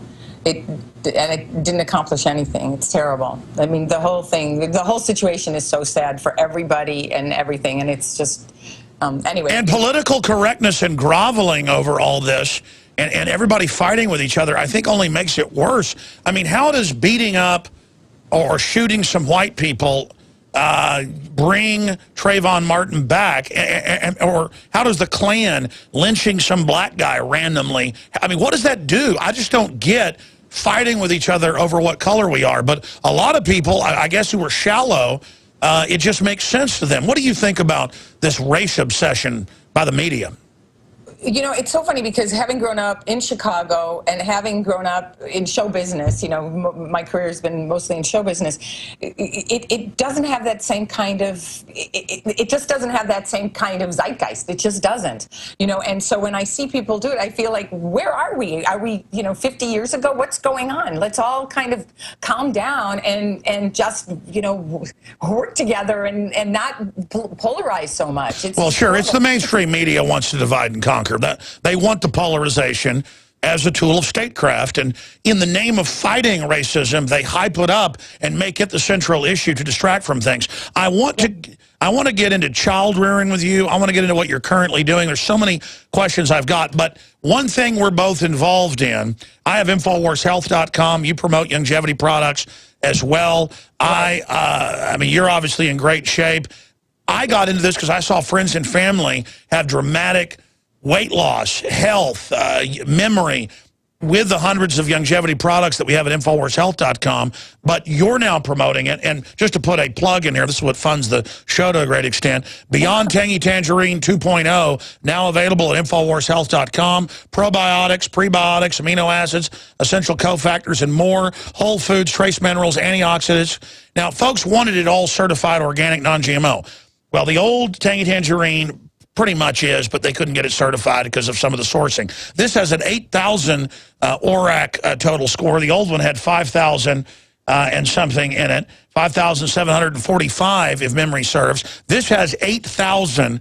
Ladies and gentlemen, you can get free shipping at InfoWarsHealth.com when you sign up for auto ship, and there's almost 400 other products there on the site. They now have OsteoFX, Beyond OsteoFX. That's the one I like. I think that's a great product. And I think it goes immediately into your body. So that's what I love about it. I think it's like, you know, I mean, because let's face it, I'm the world's greatest eater, and I still can't get everything from my food, unfortunately, because of the way the food is processed and the way the food is given to us. And I eat in restaurants once in a while, and I eat it on an airplane once in a while. And that's why I think what Dr. Wallach is onto is a really smart thing. And believe me, I've been in the health business for over 34 years. This year is my 34th health birthday because I got into it after both my parents died. My father died of a heart attack at 52. Wow. My mother died of arthritis at 58. Arthritis? Died of arthritis? Died of arthritis. They can call it other stuff. She died of arthritis because she didn't have the right information. And so I became this obsessed student of health after Absolutely. that. I have a family member who, when she was 20, couldn't even get out of bed, and then got another doctor that said it's nutrition, and it's a autoimmune thing in your joints, and you've got to run, and you've got to eat healthy. You've got to move. Yeah, absolutely. It makes me crazy. And then now she doesn't have any arthritis. Yeah, it makes me crazy that we give all this power to a stupid pill, or we think, oh, let's do the fight on cancer and let's do this and stuff. And nobody is paying attention to the power in a plate of food. I mean, a plate of food has much more power than almost anything else that you can ingest. So it's very important for you to, first of all, get the highest quality food, most nutrient-dense food that you possibly can, a plant-based diet whenever you can, whether it's 20, 40, 60, or 80% of your diet. And do not think that your doctor is going to have all the answers, because something that you do at least 2 or 3 times a day is eat, and most doctors have had absolutely no counseling, no classes whatsoever in nutrition. It's not even mandatory. Oh, that's admitted. Hospitals have the worst food, period, of anywhere in major studies. So again, folks, InfoWarsHealth.com. There's also a toll-free number if you want to call that and get a free catalog. But the catalog's online at InfoWarsHealth.com. And all I do is I go out and find the very best thing, whether it's water filtration, whether it's books, films, whatever, in a free market to fund my political ideology of libertarian, populist, constitutional ideas. And that's why I promote longevity. And when folks go to InfoWarsHealth.com and get it there, it supports us and what we're doing. And then you can also go and sign up under longevity at Marilu.com as well, because she's doing it, she's promoting it. And yes, it's not only about funding our other messages with things like this, it's about win-win-win. Promoting things we know are great, the revolution of health, the revolution of high-density, nutritious, plant-derived things like you get in Beyond Tangy Tangerine 2.0, And it's really about goodwill. Win-win, win-win-win. InfoWarsHealth.com, folks. How can you think? How can you live your life if all the nutrients aren't going to your brain and to your other organs? And you can't, if all you're doing is spending your time digesting. Because let's face it, we are stuffing our faces, but we are starving our bodies, and our bodies are so deprived of nutrients that nothing knows how to power itself. Nothing. The body doesn't know how to power itself. And so that's why it's so important to at least take these kinds of supplements, because if you can't eat a perfect diet, at least, and even when you can, something is missing. So this is a great way to start. Well, of course, they've had the OsteoFX that pro football players, you name it, rave about. We're going to be getting some of them on the show. People that are going to have knee replacements, basketball players, you name it, they get on this miraculous. Ted Anderson, the owner of this network, was going to have knee surgery. That's why he said, you got to look into this longevity. And then family looked into it. I said, here, take these samples. What do you think? Right. And my mom, who's a triathlete, said, this is dramatic. Now they've got the new powdered Beyond OsteoFX available at InfoWarsHealth.com. What are your favorite longevity products? And then we'll move on. Okay, my favorites are OsteoFX because, as a mom, I have a mom who died of arthritis, and I feel like there's no way that we're going to get the right amount of what we need. That product is a great way to go. And I like the Ultimate Classic as well. Those are my two favorites. And then, of course, I like a lot of the makeup products, and the chocolate's pretty good. And I'm not even a chocolate eater. But if I do have dark chocolate, no dairy, then, because I'm so anti-dairy. That's probably my biggest soapbox, because to me, that was the #1 change in my life, giving up dairy products. But I go through withdrawals. I mean, I know if I quit dairy, I lose even more weight and get even healthier. Yeah, I'm kind of built like Ben Grimm now. I'm not even really fat. I just got big muscles. But I'm addicted. How do I get off of it? I know it's the dopamine. Most of those foods, because flavor adheres to fat. So anything that's got sugar or salt, because let's face it, all dairy products is supposed to do is turn a 50-pound calf into a 300-pound cow in 6 months. That's it. That's what it's designed for. It's for an animal that's got 9 feet of intestines and 4 stomachs. We have 27 feet of intestines and 1 little stomach. So it's not even for the same animal. So now they take this indigestible food. We can't possibly break it down the proper way because it has the wrong hormones. It's got the wrong enzymes in it. It's just not designed for our bodies. So now they take this food that's for another animal, and then they take all the water out of it and put bacteria in it, and then give it tons of salt, and then let it age. It's called cheese, and there we have it. Another food that we really can't digest, especially even if we hydrate ourselves. So it's crazy that we are drinking the breast milk of an animal that we have nothing to do with. Go nurse from an orangutan, because they're so much closer to you than a cow is, and yet you would never think of doing that. I mean, it makes me nuts. It makes me, and I know I used to be addicted to dairy. It was the one thing I looked forward to. I used to go on stupid diets where I'd buy a pound of Jarlsberg cheese and chip away at it all day and call it my 1,700 calorie a day diet. And then I was wondering why I was fat, constipated, and had pimples. I dropped 54 pounds from getting healthy. 54 pounds from giving up dairy products, eating a more plant-based diet, giving up meat, giving up sugar, giving up anything that had refined sugar in it. I still have, things like agave and stuff like that. But it makes such a difference in your health, because my parents died in their 50s, and I did not want to go that way. And I also wanted a quality of life, not just the numbers. I mean, in this country, we assume that people are going to be on 8 to 11 medications by the time they're 60 years old. 8 to 11 medications. That's crazy. That's nuts to me. And we feel like the last 10 years of our life, we're probably going to barely be able to get out of bed, or we'll be hooked up to some machine and we'll go out, slowly into the night, that kind of thing, but painfully.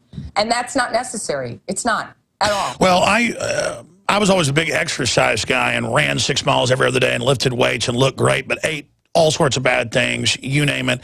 And then for about 10 years, I decided to just quit everything, basically, except for going on a few hikes and to work, and just got really unhealthy. And now it's been about a 4-year process of slowly transitioning off of all that. So I want listeners to know, you don't have to do all this overnight. Just start by cutting back on things, exercising some, drinking more purified water, getting on the Beyond Tangy Tangerine, the OsteoFX 2.0. I mean, just some basic things like that, and you will see dramatic differences. Here's an example. I always have a cup of coffee in the morning. I love how it tastes.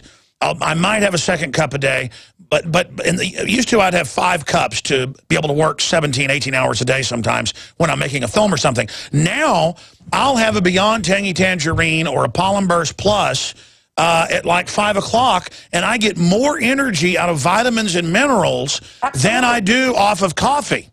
Yeah, no, it's true. Well, also there's a crash after coffee. But I always say to people, and this is what I talk about on my show, my whole show, the Marilu Show, and you can really find all this information at marilushow.com.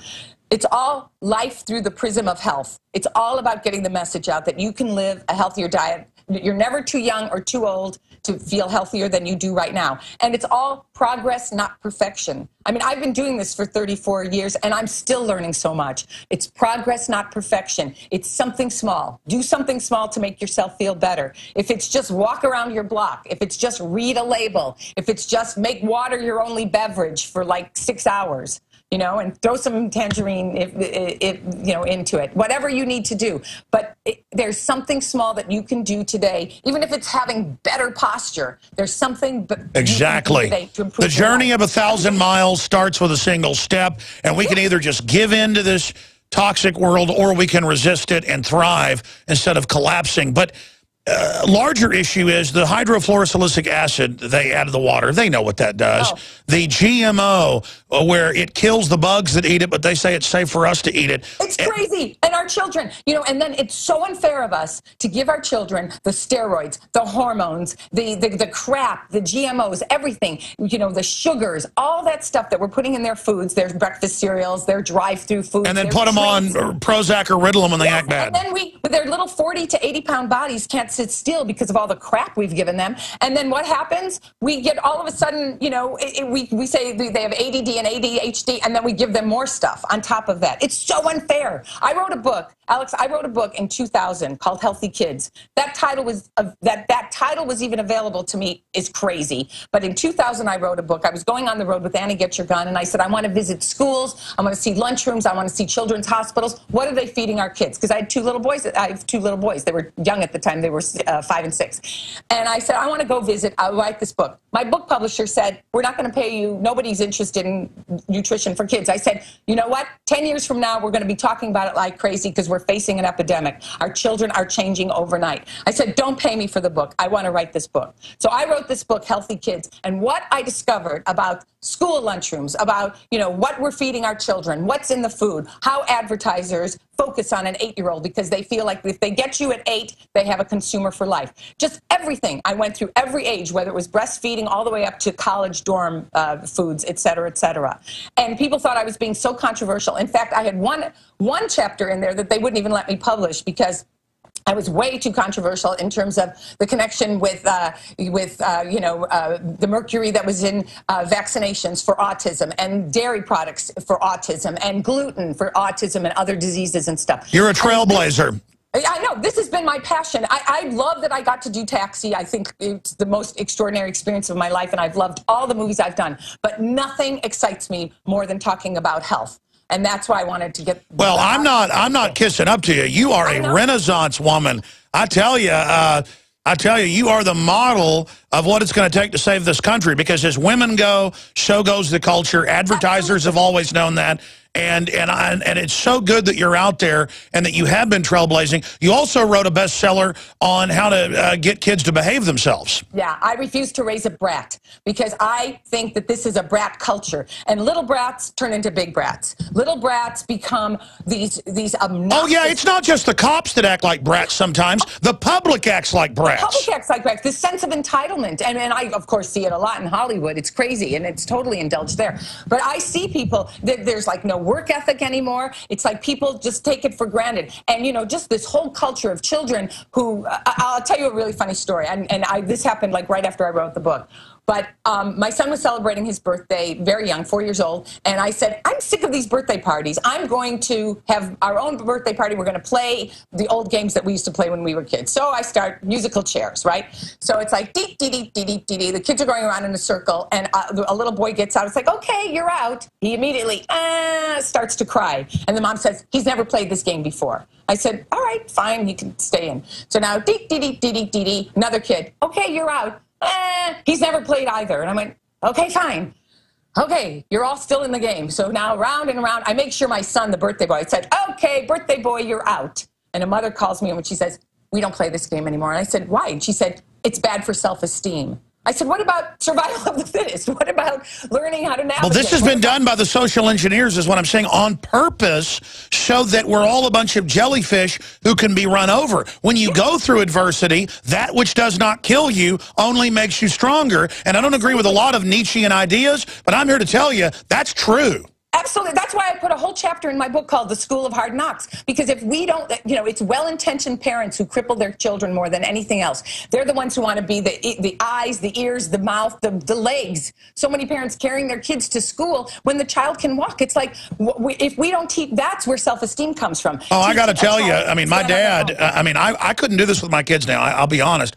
My dad, I'd come home with black eyes. He'd go, well, you better fight harder next time. And my dad wasn't some macho Mr. Tough guy. And, nowadays they have weapons and stuff, so it's a little bit different. But that's why people used to be tougher. And then also, once you became strong and confident, you weren't going to pick on people because a really confident man doesn't even act like that. And bullies didn't used to get away with stuff because they ended up getting their butts kicked. Nowadays... It's a bully with a secret. There's always something in a bully. Bullies are the ones who are who are the ones who are in trouble. They're the ones with the sickness. They're the ones who should be. Oh, I know. Every time I started kicking a bully's butt, they'd start crying at the end of it. We'll be right back, ladies and gentlemen. Stay with us. Marilu Henner is our guest. Amazing lady. Alex Jones here, back live. We've got the third hour coming up. I'm going to open the phones up. Talk about the whole Trayvon situation and the racial attacks happening all over the country and a bunch of other geopolitical news this has been distracting people from. Then we'll go into the fourth hour. I did 4 hours forever, and then I quit doing it, saying I have to do the nightly news, but now I'm going back to 4 hours when some stations quit carrying it. That's just whatever. I'm going to go into the fourth hour with Ted Nugent, and if your local station doesn't carry it, Infowars.com/show to find the free video feed, the free podcast, the free iPhone Droid apps, the free newsletter sign up. It's all at Infowars.com/show. And please send that link on to friends and family. That's how we wake more people up. Because it's about building an economy and a civilization based on quality, based on truth, based on culture.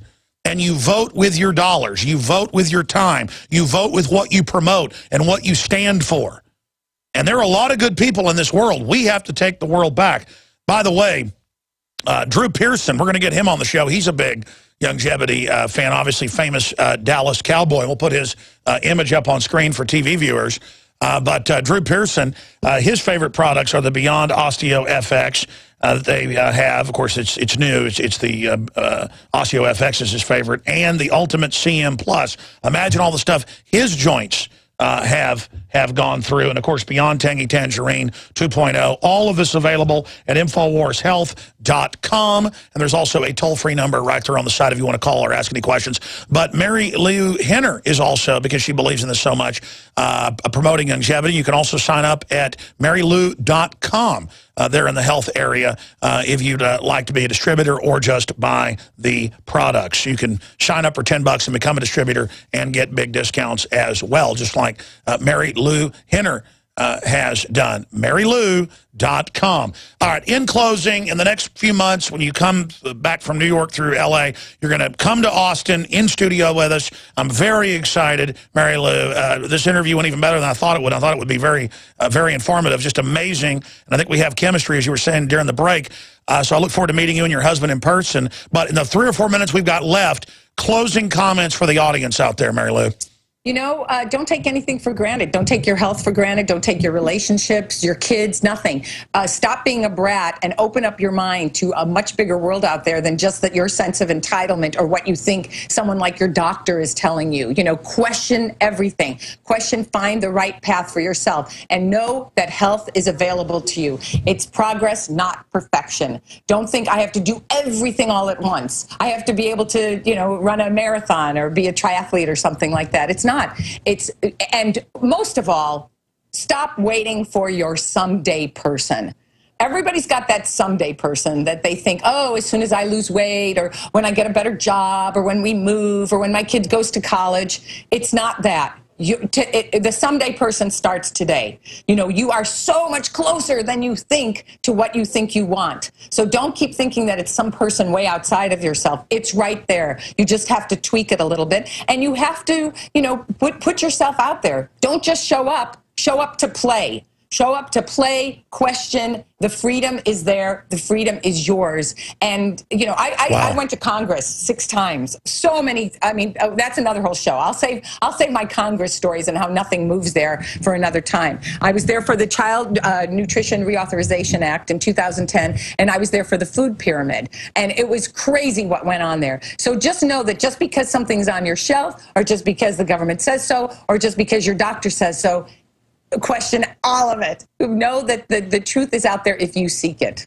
Definitely. Well, absolutely. Japan just said stop taking the Gardasil shots. We knew they were killing people in the trials. Do you know something? All right, the Gardasil. Don't even get me started on that. Can you do 5 more minutes? Oh my God, sure. My boys are 17 and 19, okay? And so they've been from this generation. And every single one. I'll tell you, we got to go to break. 1 minute break. Come back for 5 minutes. Get into the Gardasil story, then we'll have you back next time in studio. Marilu.com, InfoWarsHealth.com, and your purchase supports the broadcast. Well, this is turning into the summer of rage. I mean, it's starting to border on stuff that could turn into race war. Because let me tell you, if any of this looting or kidnapping or killing happens somewhere where there's armed communities, people are going to shoot back, and then that's going to start the whole thing going. That's coming up in the next segment, and I'm going to give the number out and take your phone calls. Wayne Madsen's going to pop in with some of the new developments in the Hastings case, and then Ted Nugent. So it's a jam-packed transmission. Marilu Henner, of course, of movies and TV shows, Taxi, also well known for her extremely rare, we're talking 1 out of, I don't know, 100 million people, what they think, super memory. She's with us, and just for 4 or 5 more minutes, to finish up a story, you started getting into Gardasil. And for those that don't know, the Japanese government has basically outlawed it and said people shouldn't take it. But we knew that 7, 8 years ago with the trials were killing people, and it doesn't protect you from the virus. Marilu. And there hasn't been, and we haven't had the 20-year study or anything else. It was just like a pharmaceutical company's dream to start inoculating kids. You know, when you can start playing on the fear of the parents and you can get them on board, pretty soon these innocent victims are like lambs to slaughter, and they're getting inoculated. And then first it was the girls, and then it was a short range of ages for the girls. Then it was like a bigger age range for the girls, and now it's the boys. You know, and so parents were calling me because I have 2 boys who are 17 and 19. So they were in that sweet spot. Their friends, their female friends, etc. 7, 8, 9, 10 years ago, the moms were calling me. I said, do not do this. Every generation has something like this, whether it's DES or thalidomide or whatever. It's like there are so many things that happen where there is some trendy new inoculation or new way to treat something, blah, blah, blah, where they're doing it for the kids, and then that's it. Or it goes to the moms, and then it affects the children. So to me, it was always a crazy thing, and I'm not at all surprised that Japan has outlawed it, because it is just this groundswell. I mean, the fact that, you know, I think it was Texas said that you absolutely had to get it, or it was a note from some other doctor. Well, it was a hoax. Perry, because he got money from him, and so did most of the Republicans and Democrats, said, it's the law, you take it. And now they're going, your little boys are dirty, you go take it too. And then there's thousands of these viruses. It covered 4 of them. They say on the insert doesn't help you, causes autoimmune diseases, kills a bunch of people, and it's a test, Marilu, to see if they can kill us and get away with it. And people line up to brain damage their kids. I'm telling you, it's sick. Crazy, and that's what I'm saying. That's why the real freedom is in knowledge. Because once you know, you can't choose not to know anymore. So you better do your research before you do something with your children. You know, whatever it is. I don't care what it is, and especially something like this that is just a pharmaceutical dream for some crazy company, and then everybody jumps on the bandwagon. Well, what you're saying about the food pyramid is groups lobby billions of dollars the last 40 years for that on record. I think it's like $3 billion they've lobbied just for what's recommended. They paid billions to tell you what you're supposed to eat. Like Edward Bernays said, you will eat bacon with eggs. And everybody thinks we've got to have that because they ran a PR thing in the 30s. Yeah. Well, you know, I went to Congress. I was one of 25 people, and I was only one of 2 private citizens that was allowed to go. And everybody else was from some special interest group. I mean, there was somebody from the Salt Institute. There was somebody from the Lard Institute trying to tell the government that lard was better than olive oil. There were 2 people from the sugar industry, 2 people from the meat industry, and 4 people from the dairy industry. They should have a cyanide lobby, and where they just kill our kids with cyanide and say it's good. I mean, I know. It's like rat poisoning. People say, well, why don't you let your kids eat this or try this or the Gardasil or whatever? It's like, fluoride is rat poison. You know that's what they use on rats. They put it in our water. I know. It's terrible. And or toothpaste or whatever. Please. I mean, this is, you and I could talk about this for hours and hours and hours. Marilu Henner, it's a dynamic duo. Well, listen, thank you for all the time. We're going to have you back very, very soon. Anytime you want to pop in. And you've got your weekday morning show at GCNlive.com. Absolutely, yes. GCNlive.com. Marilu Henner, I tell you, I'm a big fan of what you're doing, and thank you so much for the time. Thank you so much. See you guys next time. All right, thank you. We'll talk to her again very soon. She's going to be in studio with us. All right, coming up, your phone calls, the latest on the PSYOP. That's the Trayvon Martin situation and what's happening there. And then we've got Ted Nugent coming up. Stay with us. The death machine. It's growing. And the New World Order is involved in a mega, massive PSYOP to divert us from the massive military actions and build up in the Middle East. Our government, hijacked by foreign banks, looting us $85 billion a month in QE3, QE Infinity, putting Al-Qaeda in charge, setting up secret police here in America, journalists being persecuted, journalists dying, NSA being used on the people. I mean, just the crimes. We ought to do a 3-hour show sometime where we all just talk about the bad things the government's done and the bad things criminal interests have done.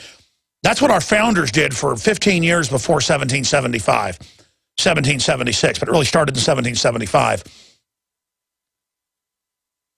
They had committees of correspondence where they would list the real crimes of the government. And it's important to do that because the government's always trying to demonize the people, the patriots, the liberty movement. They try to demonize good cops that act like human beings. They try to demonize people that try to bring folks together. I mean, I physically got nauseous last night and today reading people threatening to kill me all over YouTube, all over InfoWars. Go look at it. The Zimmerman family is getting massive death threats on record. If you go to drudgereport.com and Infowars.com, as well as prisonplanet.com, you'll get the widest spectrum. But there are so many instances of blacks, but also with whites, mainly anarchist types, beating up other white people and breaking into businesses and beating up news teams and attacking police cars and looting Wal-Marts. And cause I've been looking at who it is. It's 80% black, 15% anarchist, maybe 5% Hispanic. And I'm sure if L.A. starts burning again, it'll be a bunch of Hispanics involved as well, because that's the major population there. People just, use something like that. The criminal element that's in all groups will use something like that. But, I mean, if this doesn't get stopped real soon, if the police... I said this on Saturday night when it happened, I said it Sunday, and I said it right through yesterday, that... Well, I said on Friday, you're going to see Zimmerman get off. I think what he did was stupid, following somebody around with a gun. I mean, if I saw somebody breaking in a car, I'm going to call the cops. Just because it's a car, it's not worth having to kill somebody. I don't want the trouble, quite frankly, and I don't want to have a confrontation. Chances are they'll pull a gun. Now I'm in danger. But if I saw somebody carjacking a car with a family in it, I'll be honest with you, folks, I would like a gorilla. I mean, go over there. Even if I didn't have a weapon, I would attack somebody. I mean, that's just how I am. If I see innocents being attacked by people, I will attack them. And you can call that stupid. I can't control myself. But if it's somebody, stealing your car or whatever, it isn't worth killing them. It isn't worth you dying. Even though legally and lawfully in most states you can kill somebody doing that. That goes back to the Old West, where if you stole somebody's horse, you might die. So I could see how that was the death penalty to steal somebody's horse, because, I mean, a horse might be a year's wages. And if somebody stole your horse, I mean, they're trying to kill you. You're going to be left out there in the middle of nowhere with wolves and coyotes and the natives and everything else. But I got to tell you, I mean, I've never seen anything like this. This is even worse than how the media played up the whole Rodney King thing. I've never seen the media trying to create racial division like this, and I have never received this many death threats. I mean, go to Infowars.com. It is probably government provocateurs, most of them, but some of them are probably real, putting really nasty stuff up there about black people. And then there's black folks putting up nasty things about white people. And then there's Alex, why are you posting this like I'm doing it? I mean, this is what happens when you don't have censorship going on. It is a free-for-all on Infowars.com. But by the way, I was looking on other big message boards. It's a free-for-all everywhere. I don't have the staff to have 20 people in there controlling all the stuff that's going on. By the way, they're going to use stuff like this to censor the internet. France has already passed laws to basically not allow message boards and to arrest people that run message boards that allow anybody to say something racist. But then it's all going to be selectively enforced as well. You've got all these black leaders in the new Black Panther Party saying rioting is what's needed, and now they're calling it protesting. I love how Alan Dershowitz is... I love how just all these people are trying to stir this stuff up. I'm sitting there looking at all these news headlines. But it just goes on and on and on to watch this happening. And then you get this whole gangster thing that the politically correct people don't know what to do, where it's so popular in gangster culture to be really viciously anti-homosexual. And I don't mean saying, hey, it's a dangerous lifestyle, hey, don't push it on, young people, whatever. I'm talking about, saying, hey, George Zimmerman, deserved to get problems because he was a gay child molester and all this stuff. That's the kind of stuff being said by the friends of Trayvon Martin, like Gentel. Warren Zimmerman could be gay rapist. I mean, just this type of bizarreness that's going on out there. And then when it's these politically protected groups, they're basically allowed to do stuff that nobody else can get away with. I mean, just like calling white people cracker heads, cracker thises, cracker that's. I guarantee you, folks, if I was putting out the tweets and things that some black celebrities are doing, I would be arrested. I mean, there are people calling for his family to be killed, calling for him to be killed, and no one's getting in trouble. Because that's not free speech when you say, we need to go kill somebody. That's a call to action.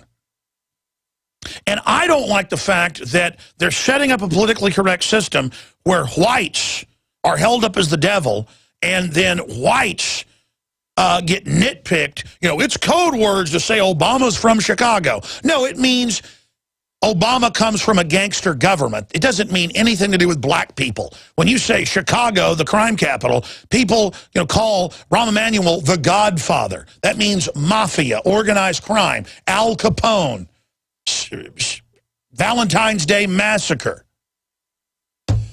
So whites can't talk about Chicago because that's racist code word, but then you can call white people the equivalent of the N-word all day long, and it's supposedly okay because whites are inherently bad. And this is what the social engineers have set up. To them, race is just a way to control people. I want to get your take on all this. 800-259-9231, 800-259-9231. And remember, all of us are being forced GMO, vaccines, chemtrails, weather modification, open borders driving down wages, Fukushima radiation, 2 years raining down on us. Our government, $85 billion a month to foreign banks. We're being raped at every level. All of us are under attack. It's not the 1%, folks. More than 80% of the world's wealth, look it up, are controlled by 6,000 superclass, according to the head of the Kissinger Group. And I agree with Rothkopf's analysis. And we did the math a few months ago on air of the amount of wealth they control, 6,000 people, if you divide it into 7+ billion, it comes out to comes out to 0.00000, 6 zeros, and then I think it was 26, or was it 23?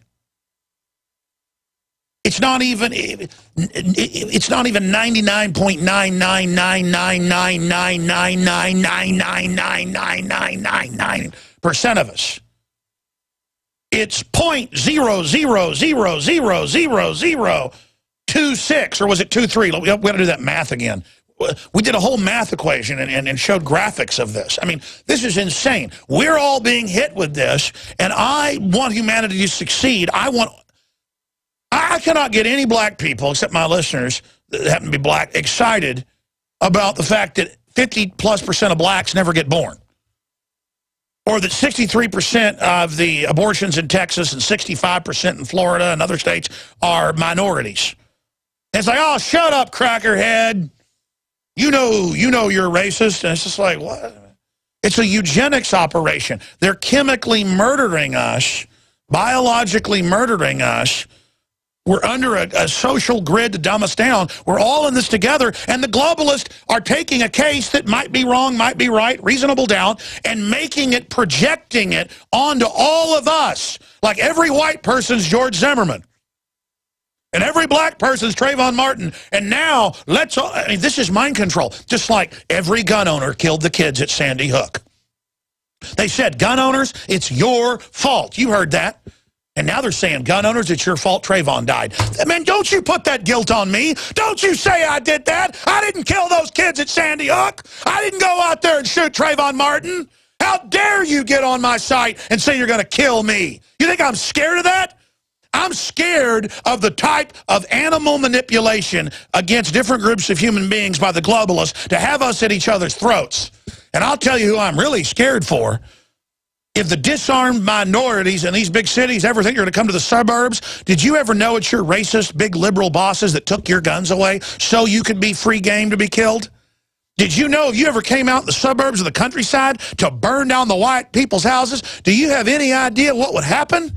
It's not going to be white people that are going to be dying. You already had your guns taken by the Ku Klux Klan.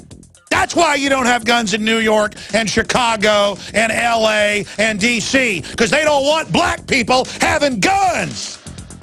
You understand that? That's the racism right there. If you had guns, if the good people had guns, you wouldn't be getting fed on by your own people in your cities. That's a civil right. I'm not part of the 0.0000026 elite. I'm part of the 99.99999999999%. It isn't the 1% that's the enemy. It's the crony globalist up top. Ooh, don't they help themselves to corporate welfare and $85 billion a month of your tax money. That's right. That's right. And then you thought Obama was going to bring you a health care plan that the insurance companies and banks wrote and that it wasn't going to be a screw job? But people don't want to admit they've been conned. And that's why poor people are poor, is because they buy into propaganda. And it makes me sick. And I'm watching everybody play it off against each other so Obama can act like the savior in the middle of it, and he's going to fix everything. I want to go to your phone calls, but here's the breaking news at Infowars.com. This is breaking at Infowars.com. Zimmerman family suspects Obama is tapping their phones. Everybody's phones are tapped, but you better believe the Justice Department is running this whole show, folks, because they want a distraction. I mean, look at MSNBC and the race baiting on there 24/7. Don't accept their entire agenda of tyranny? Well, you're a racist. Read the health care bill and know it's a scam? You're a racist. Want to be able to have folks armed in Chicago and New York and D.C. to protect themselves and drive down the crime rate? You're a racist. Want to arm black people? You're a racist. Don't want black people aborted in mass? You're a racist. You want to kill babies, kill black babies all day long, kill Hispanic babies, kill white babies? Baby, you're a liberal, and everybody's going to love you. Concerns over special interest groups pushing for federal hearing. That's right. Key article up on Infowars.com. Trayvon protesters storm Wal-Mart, assault bystanders. We have that video. I mean, I can't even cover all this. This is just, I mean, there are so many attacks, beatings, shootings of whites right now with people saying, this is for Trayvon. Oh, yeah.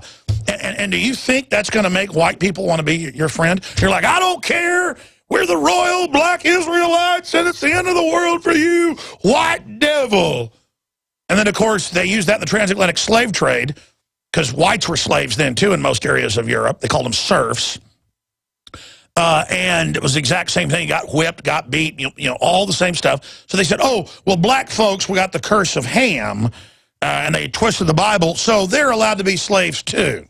And then now the black Israelite movement picks up on that and goes, you're just a white devil because of your skin color. And it's nothing but what the Ku Klux Klan says, that they're God's special people.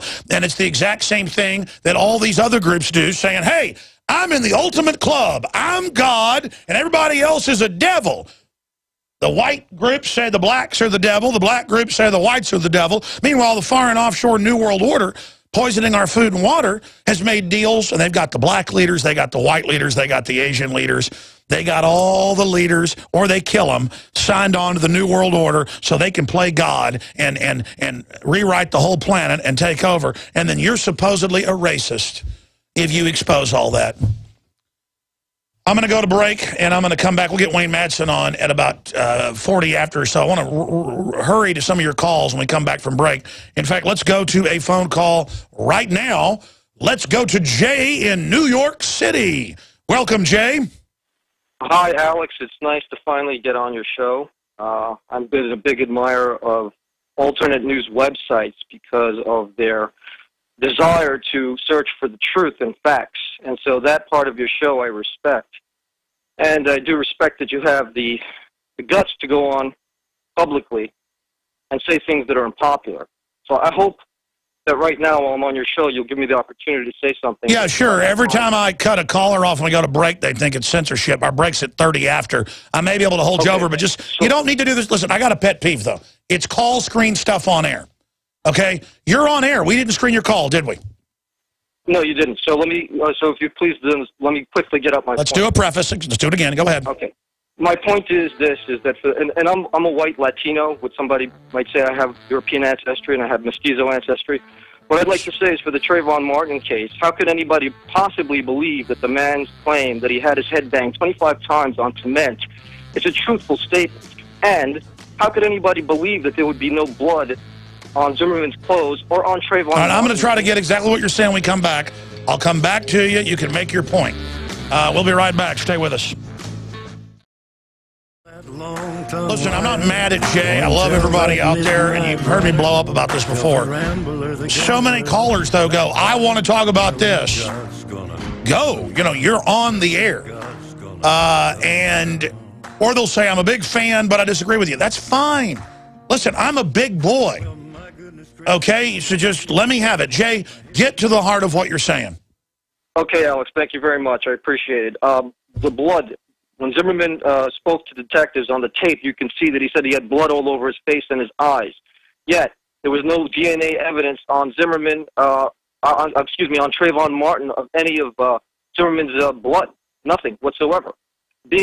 Somebody asserting that they had their head slammed into concrete 25 times. It's impossible to have your head slammed into concrete 25 times and not have a concussion, be passed out, and then not want an X-ray.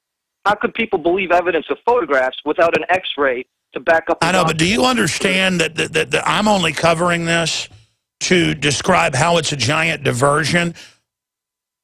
I mean, they've known for a long time, going back to the Lindbergh baby case and stuff, that they can take a court case and drag it out for years and get everybody diverted onto that instead of all the incredible things that are going on right now.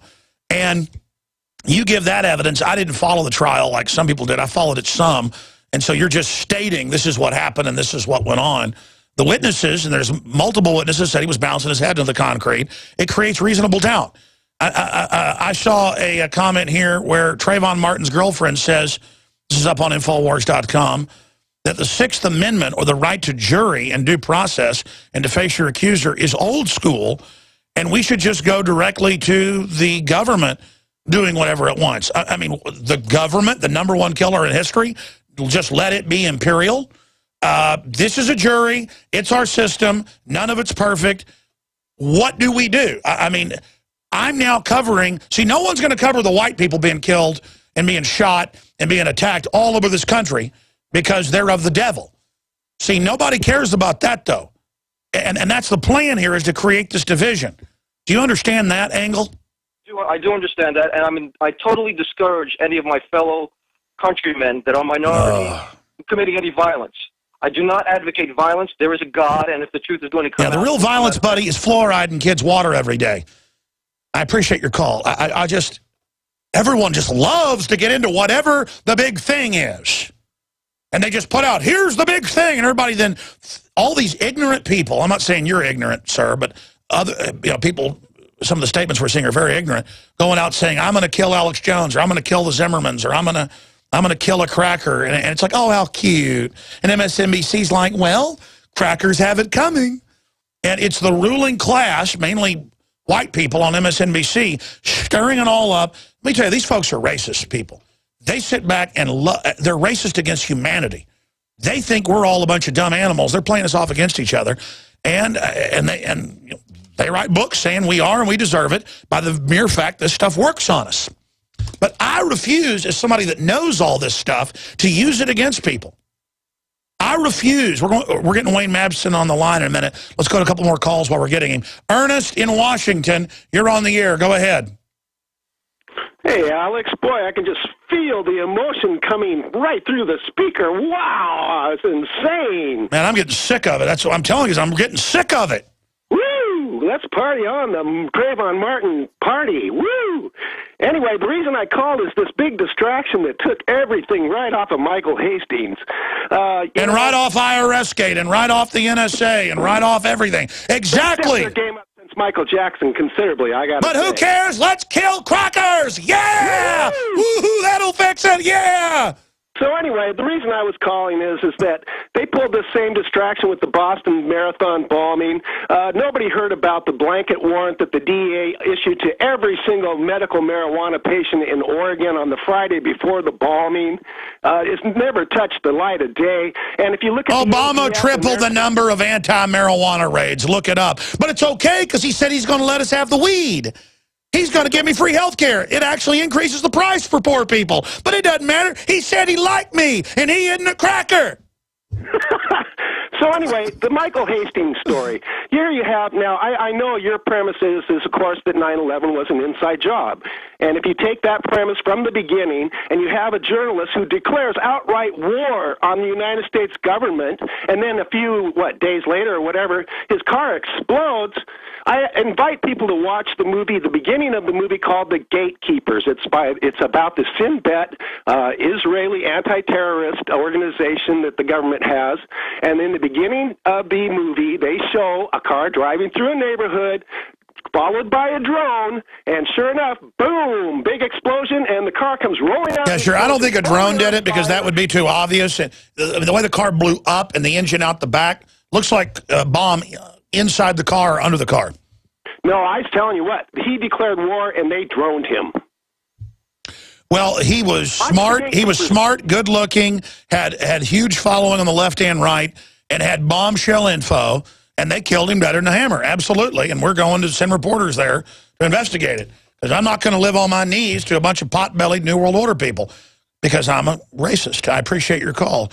That's why I'm exposing, special hit teams. You see, it's all a distraction from that. I hear you. It's amazing. I'm going to go back to James and other people that are holding, like Matthew and Anthony and Tom and others.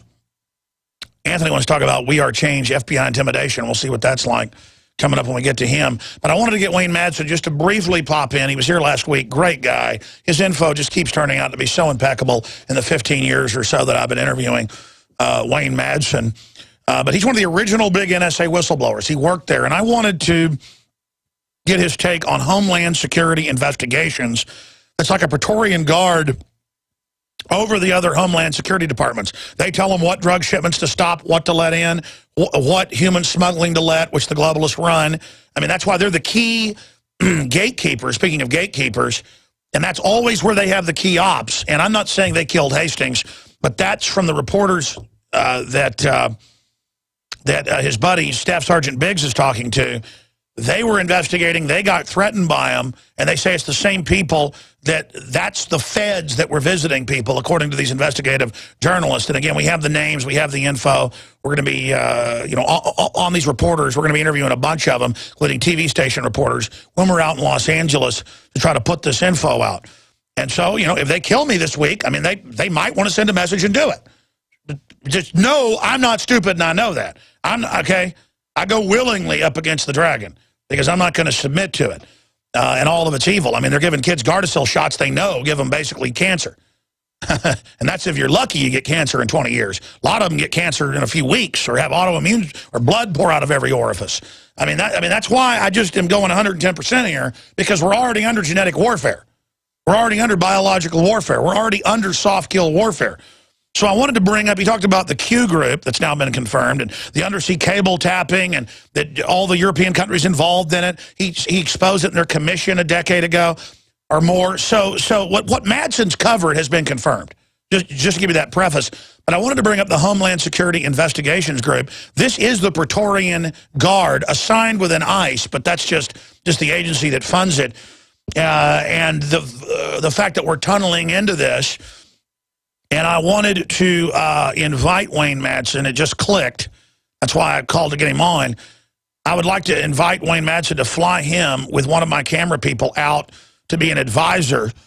Because Madsen, I've been with him. He knows how to pick up military operatives and stuff that have been put on us before. I don't want to get into the whole story. People that haven't lived this don't know, but we can't eat dinner without this stuff going on. And so, Madsen, how would you like to go with Staff Sergeant Biggs as an old school hand of the world and one of my camera people to Los Angeles next week on Monday and Tuesday? How would you like to do that?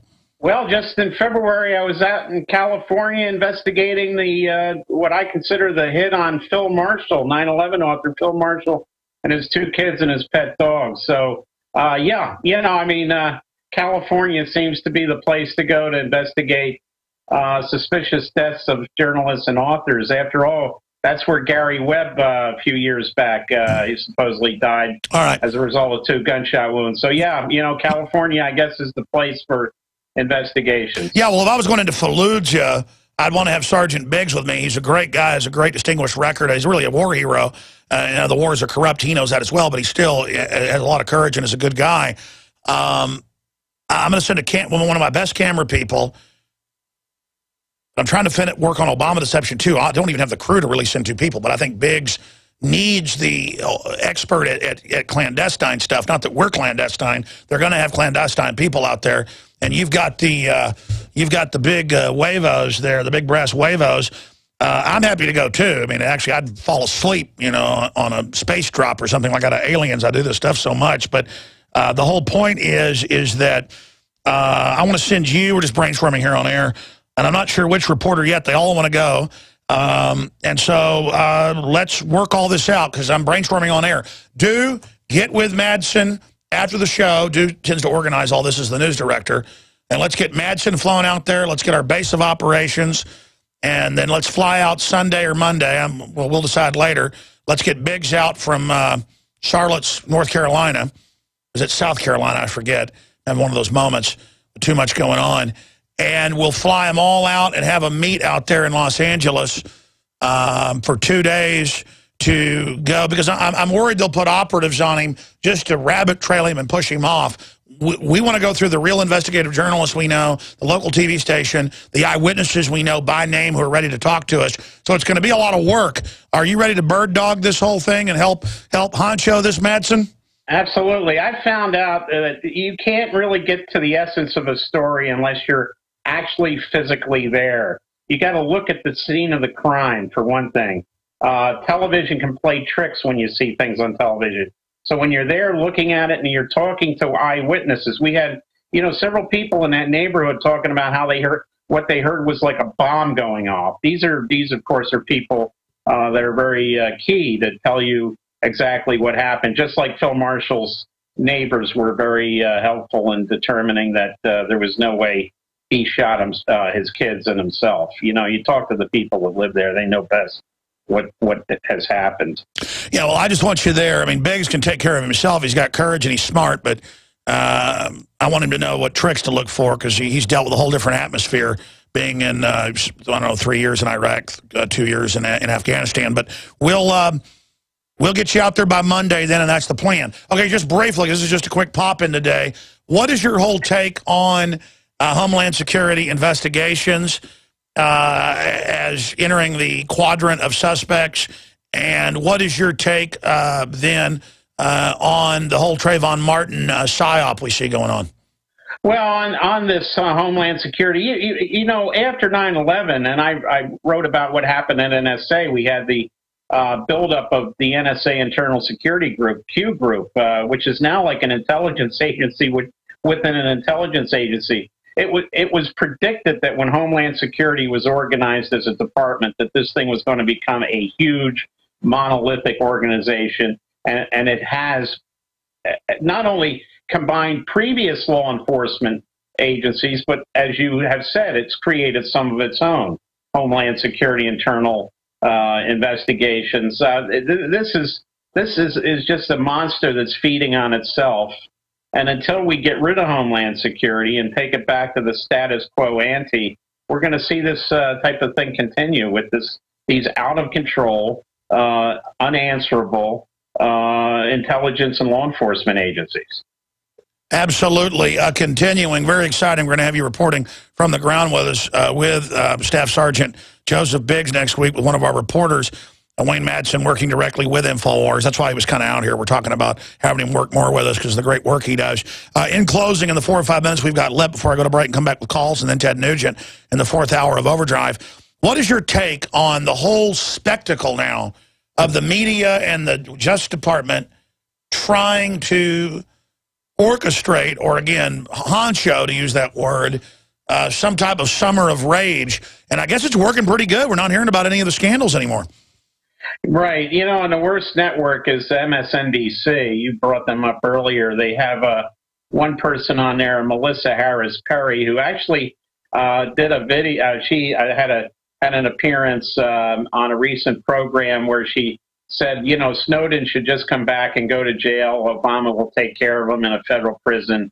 He won't have anything to worry about. Like, hey, what about his trial? She wants him in prison already. Yet she was basically goading people on about the whole Trayvon Martin situation. I mean, between her and people like Al Sharpton on MSNBC, these are trouble. Al Sharpton is a professional troublemaker. I remember back when what he did up in Queens and Brooklyn, urging people to attack Korean grocery store owners because they were charging. He thought they were charging too much, when in fact they were the only ones who would go in and open stores in neighborhoods that were very dangerous. He has been basically a race baiter for decades, and now he has his own show on MSNBC. Remember, MSNBC, owned by Comcast and Microsoft, and Microsoft is key. So we had this person saying Snowden should be in prison in the United States, and Zimmerman should have gone to jail, and that the jurors should be ashamed of themselves. I think what's really dangerous here is we're seeing now this being shifted over to the jurors. That's jury selection.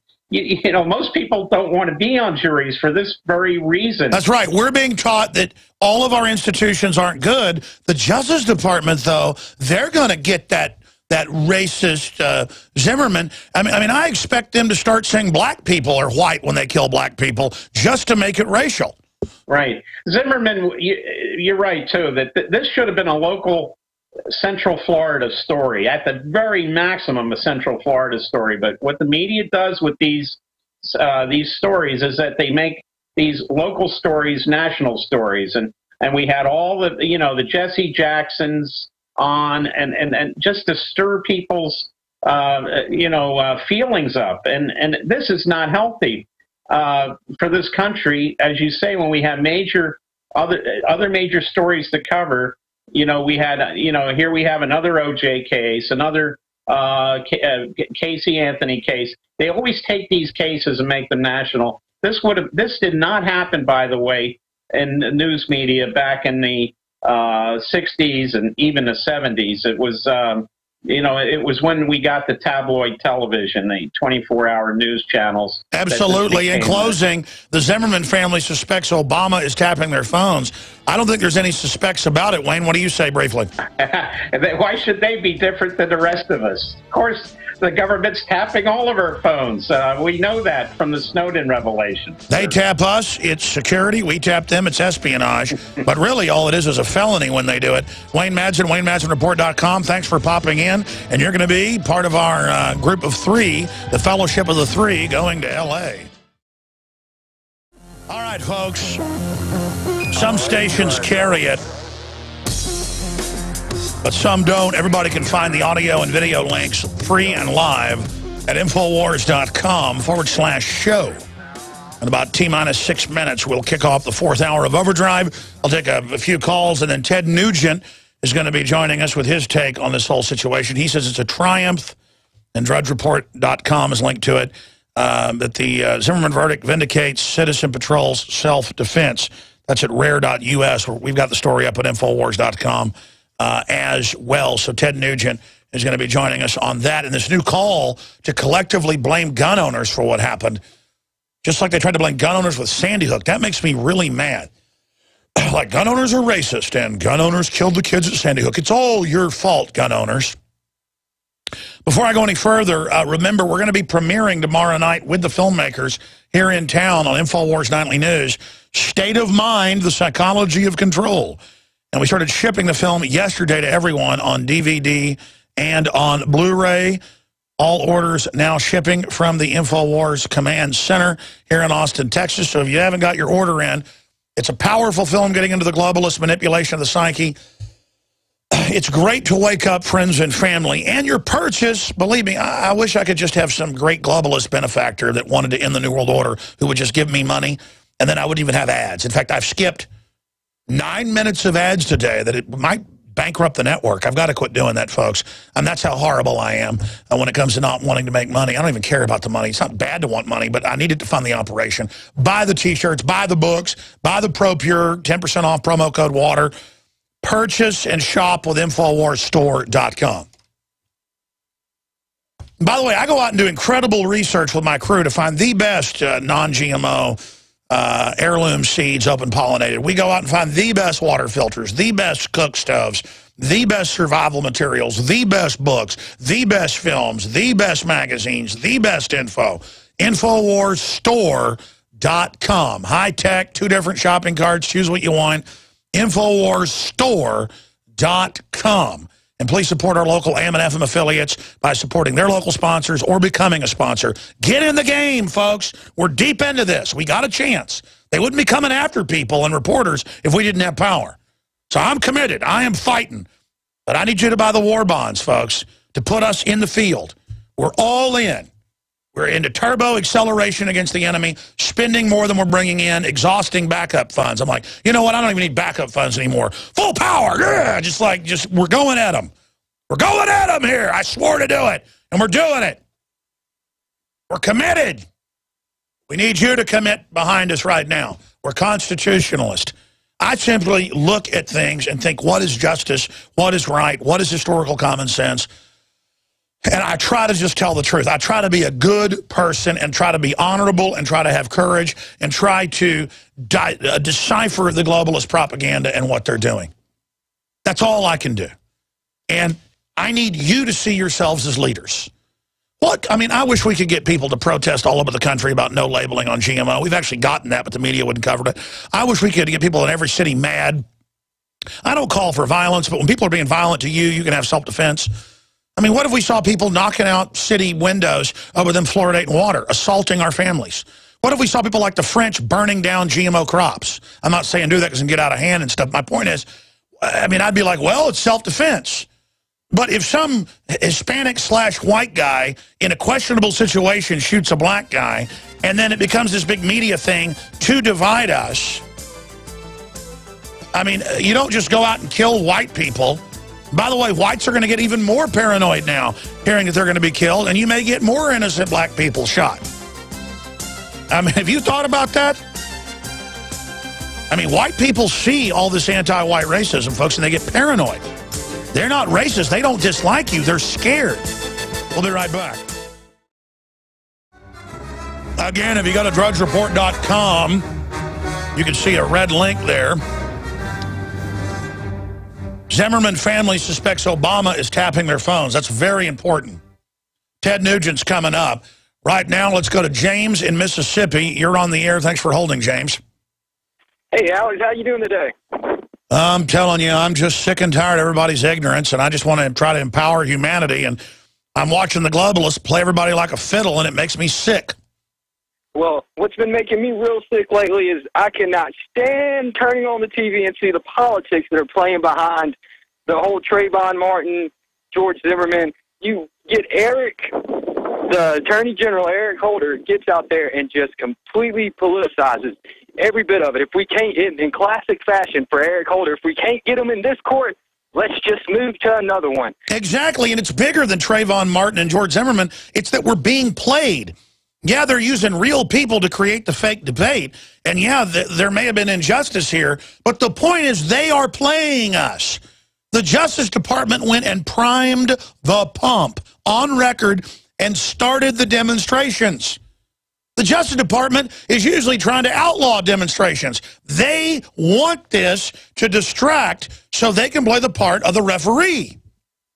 Absolutely, and let me tell you, the way this country is going, I'm from Mississippi, and I was born and raised in Jackson, Mississippi, and I am a white male, 22 years old, and I am the minority, and I have dealt with racism my whole life. Not reverse racism, racism. But that's okay because you deserve it.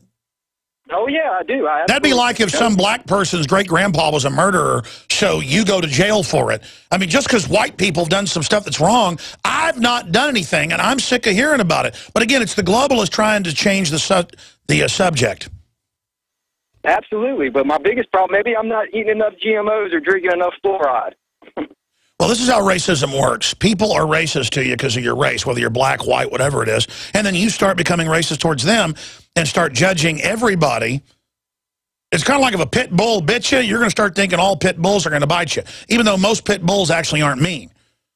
And so if there are racist whites, blacks start thinking all the whites are racist. If there are racist blacks, whites start thinking all the blacks are racist, while the media and the globalists sit there and play us all off against each other.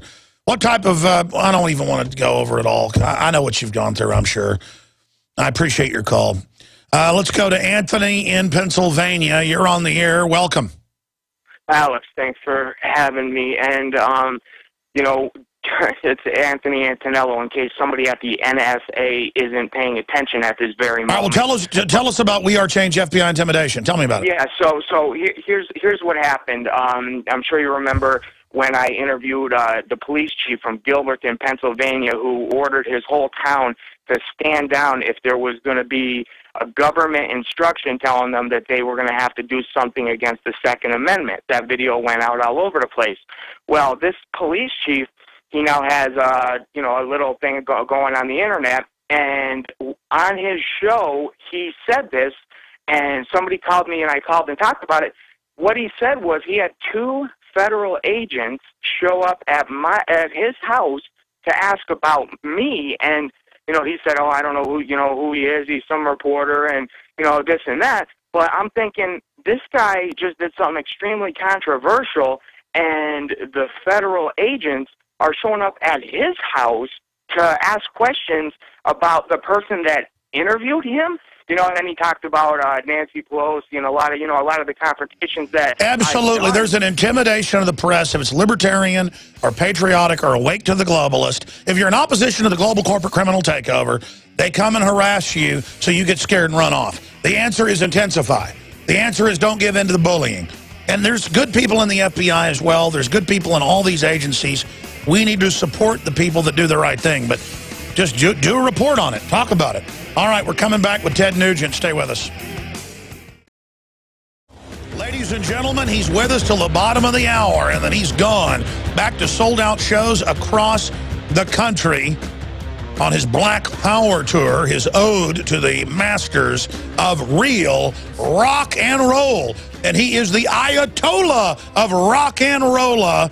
We love him, a defender of the Second Amendment par excellence. Some think he may be the reincarnation of George Washington.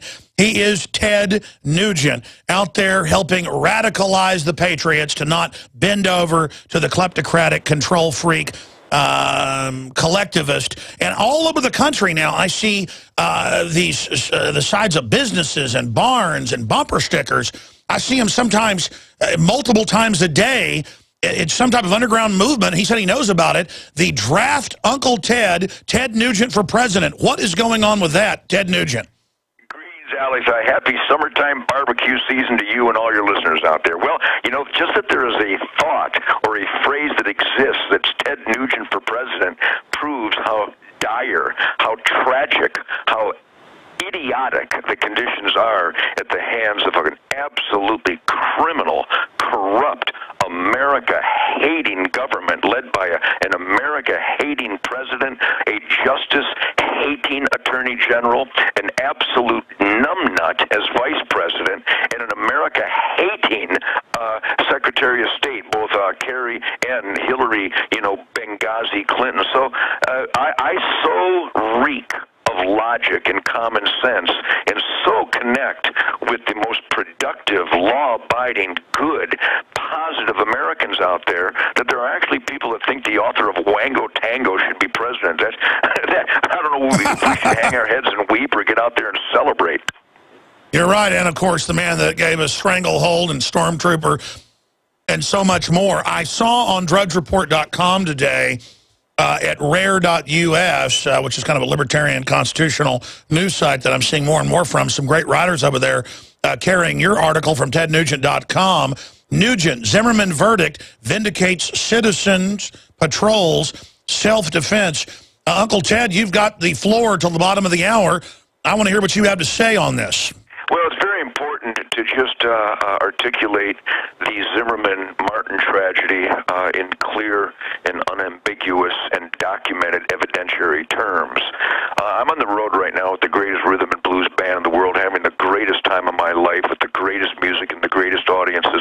So, Alex, when I speak, much like when you speak, it's not an individual statement, but it really represents something that's common and sensible. So let me lay out for the uneducated and the ignorant, or maybe those genuflecting at the altar of denial out there, like the Black Panthers.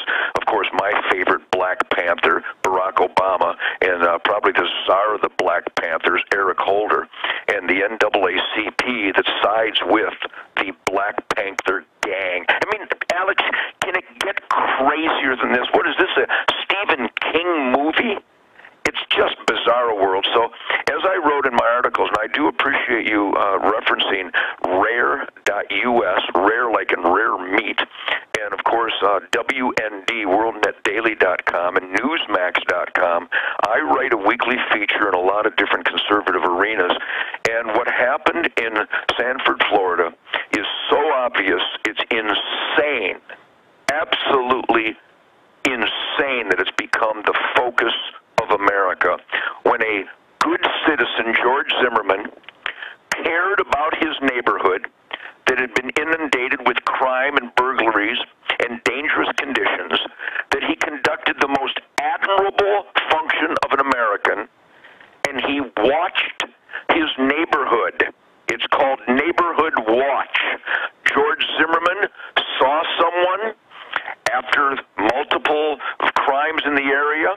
He called 911, proving he was not out to do anything wrong or cause any harm. He called the authorities and identified a suspicious character that the ABC and other networks absolutely criminally and dishonestly and unprofessionally manipulated the 911 tapes in order to fan the flames of racism that did not exist otherwise with Zimmerman. And he followed Trayvon Martin, and because Trayvon Martin, who I believe, what's the word I'm supposed to use here? So they say, is a dope smoker, allegedly a dope-smoking gangsta wannabe involved with illegal drugs and illegal illegal guns and illegal people. Trayvon Martin, emboldened by a Black Panther president and a Black Panther attorney general who refuses to prosecute his fellow Black Panthers in Philadelphia, on screen intimidating voters at a voting place, George Zimmerman is now being attacked by Trayvon Martin. Viciously, this little boy Trayvon, who is a 17-year-old perfectly fit athlete, has overwhelmed George Zimmerman, has broken his nose, has bloodied his face, has threatened his life, is now taking George Zimmerman's life and pounding it against the pavement. George Zimmerman did what God created us to do, what the Constitution guarantees we have the right to do, and what all human decency tells us to do.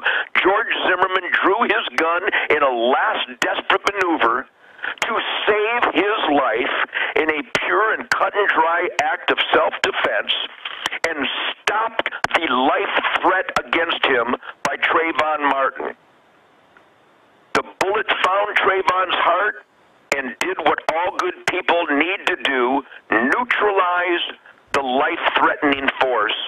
And then the circus began, because the great law enforcement professionals of Sanford, Florida, after studying all the evidence, ascertained conclusively that George Zimmerman defended his life against a life-threatening attack by Trayvon Martin, and no charges were filed, as they should not have been, until the race-baiting gangsters of Jesse Jackson, Al Not-So-Sharpton, the Black Gangster Panthers, and the Black Panther Attorney General, abusing his authority in the Department of Justice, came down to Sanford, Florida, and fanned the flames of racism and forced the wrong accusation of second-degree murder against George Zimmerman. And the jury came back, Alex Jones, and basically said, "Eat me, racist. It was self-defense. Case closed." And we could go on about the FBI ascertaining conclusively that there's not a racist bone in George Zimmerman's body or his family, and that even though the Martin family will be manipulated like the puppets I am so heartbroken to report, after they sucked blood from the community where it took place, of over $1 million is what I have allegedly heard. And now they claim that they're going to sue George Zimmerman for a civil rights and accuse him and prosecute him for a civil rights violation.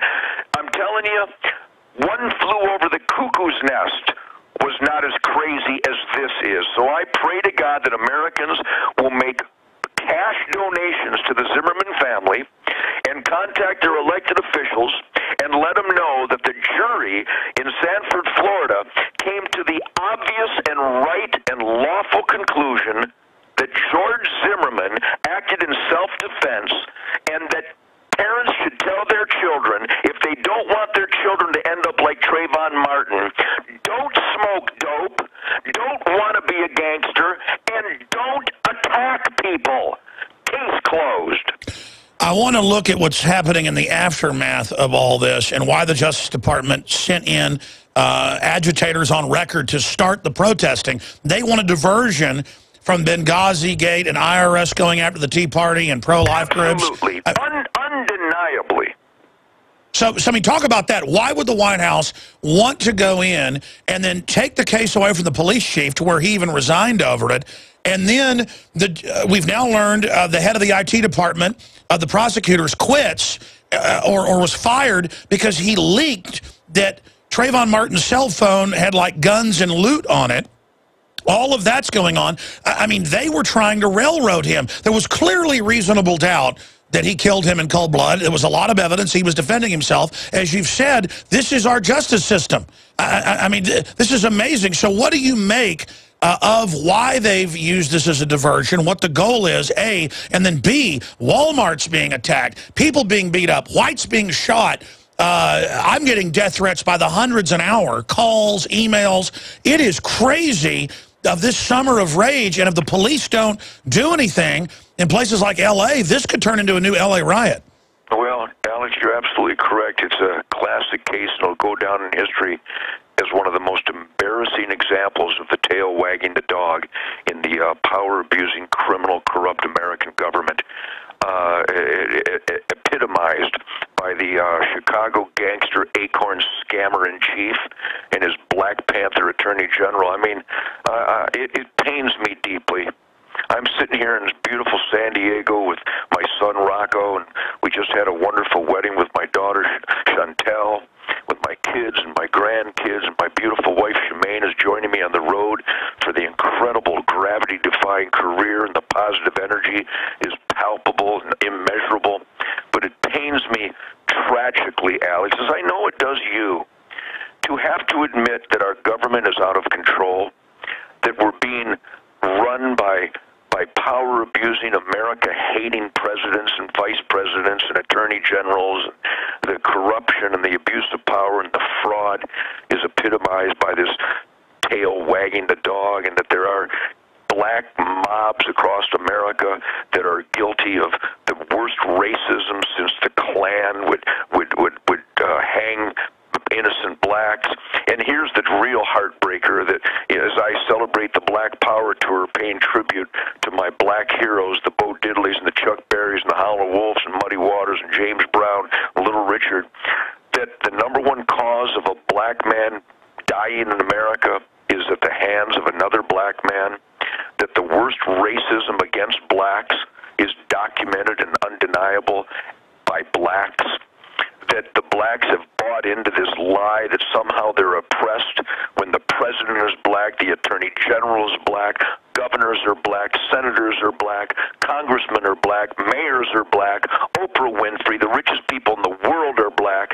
It is a dirty lie. And if I may, Alex Jones on the Alex Jones radio show, if I could impress upon and inspire and beg everyone listening now, we have got to reach out to every black person we know and we encounter. We've got to pray for black America and beg our fellow Americans who are black to admit to this suicidal, self-inflicted curse that you've bought into the big lie of Jesse Jackson and Eric Holder and Al Sharpton, that you're not helpless. You're not a slave. You're not worthless. You're not inept. You can do anything you want to do if you just get out from the self-inflicted shackles that have been brought upon by the race baiters and the race industry, the racist industry that have convinced so many black Americans that you're inept, you're incapable of upgrade, you're incapable of independency, the food stamp scam, the welfare scam. Blacks can fix the black problem tonight if they just admit that they can do anything that I can do, anything that Alex Jones can do, anything that Thomas Sowell can do, anything that any American can do if you put your heart and soul into being honest, law-abiding, delivering excellence at every move in your life. I would like to reach out to black America and tell them to absolutely reject the lie of Al Not-So-Sharpton and Jesse Jackson and the Black Panthers and Eric Holder and Barack Obama. They are enslaving you. And the real shackles on black America, 100% of the time, come from black America. Let's talk about that briefly, because 94% of black deaths from murder in this country, according to the Justice Department, from 1976 to now, over 262,000 were blacks killing blacks. That is up to 20 times the number of statistical murders going on white or other numbers. And what's incredible is you learn that the Democratic Party, with welfare and breaking up the family and taking the father out of the home, the model they've done to the blacks is their admitted model for everybody, and that it's a culture of dependency. They want us all dependent on government, because then the government class is one, and they even brag about it. Ted, this is really a collectivist conspiracy. Can you speak to that? Well, I've seen it my whole life. Let me frame it in the most obvious of eyewitness, boots on the ground, hands-on life of mine. I was born in 1948, and there were water fountains in Detroit that were for whites, and there were water fountains in Detroit that were for blacks. I admit that. I admit the tragedy of that. I admit the injustice of that. But do you know, Alex, by the 60s and 70s in Michigan, and in my travels across this nation, I travel in every major city in this country since the 1960s. I'm still on tour today. I will play, I don't know, almost 100 concerts again in 100 cities again this year. And Alex, certainly by 1980, I'm a pretty wide-ranging, radar, alive, gregarious guy. I've been clean and sober for 65 years. My radar is accurate, and it's very perceptive and receptive. Alex, racism against blacks was gone by the time I started touring the nation in the late 60s. It was gone. I have black musicians. I see blacks ascending to whatever heights and successes and powers they wanted. There was no oppression. They might have run into racism occasionally, like I did, because I had long hair, or maybe today the judgmentalism that exists out there because I got long hair and I play loud rock and roll, and because I'm an NRA board of director member. But what it does to interfere with my dreams, nothing. You can't stop my dreams.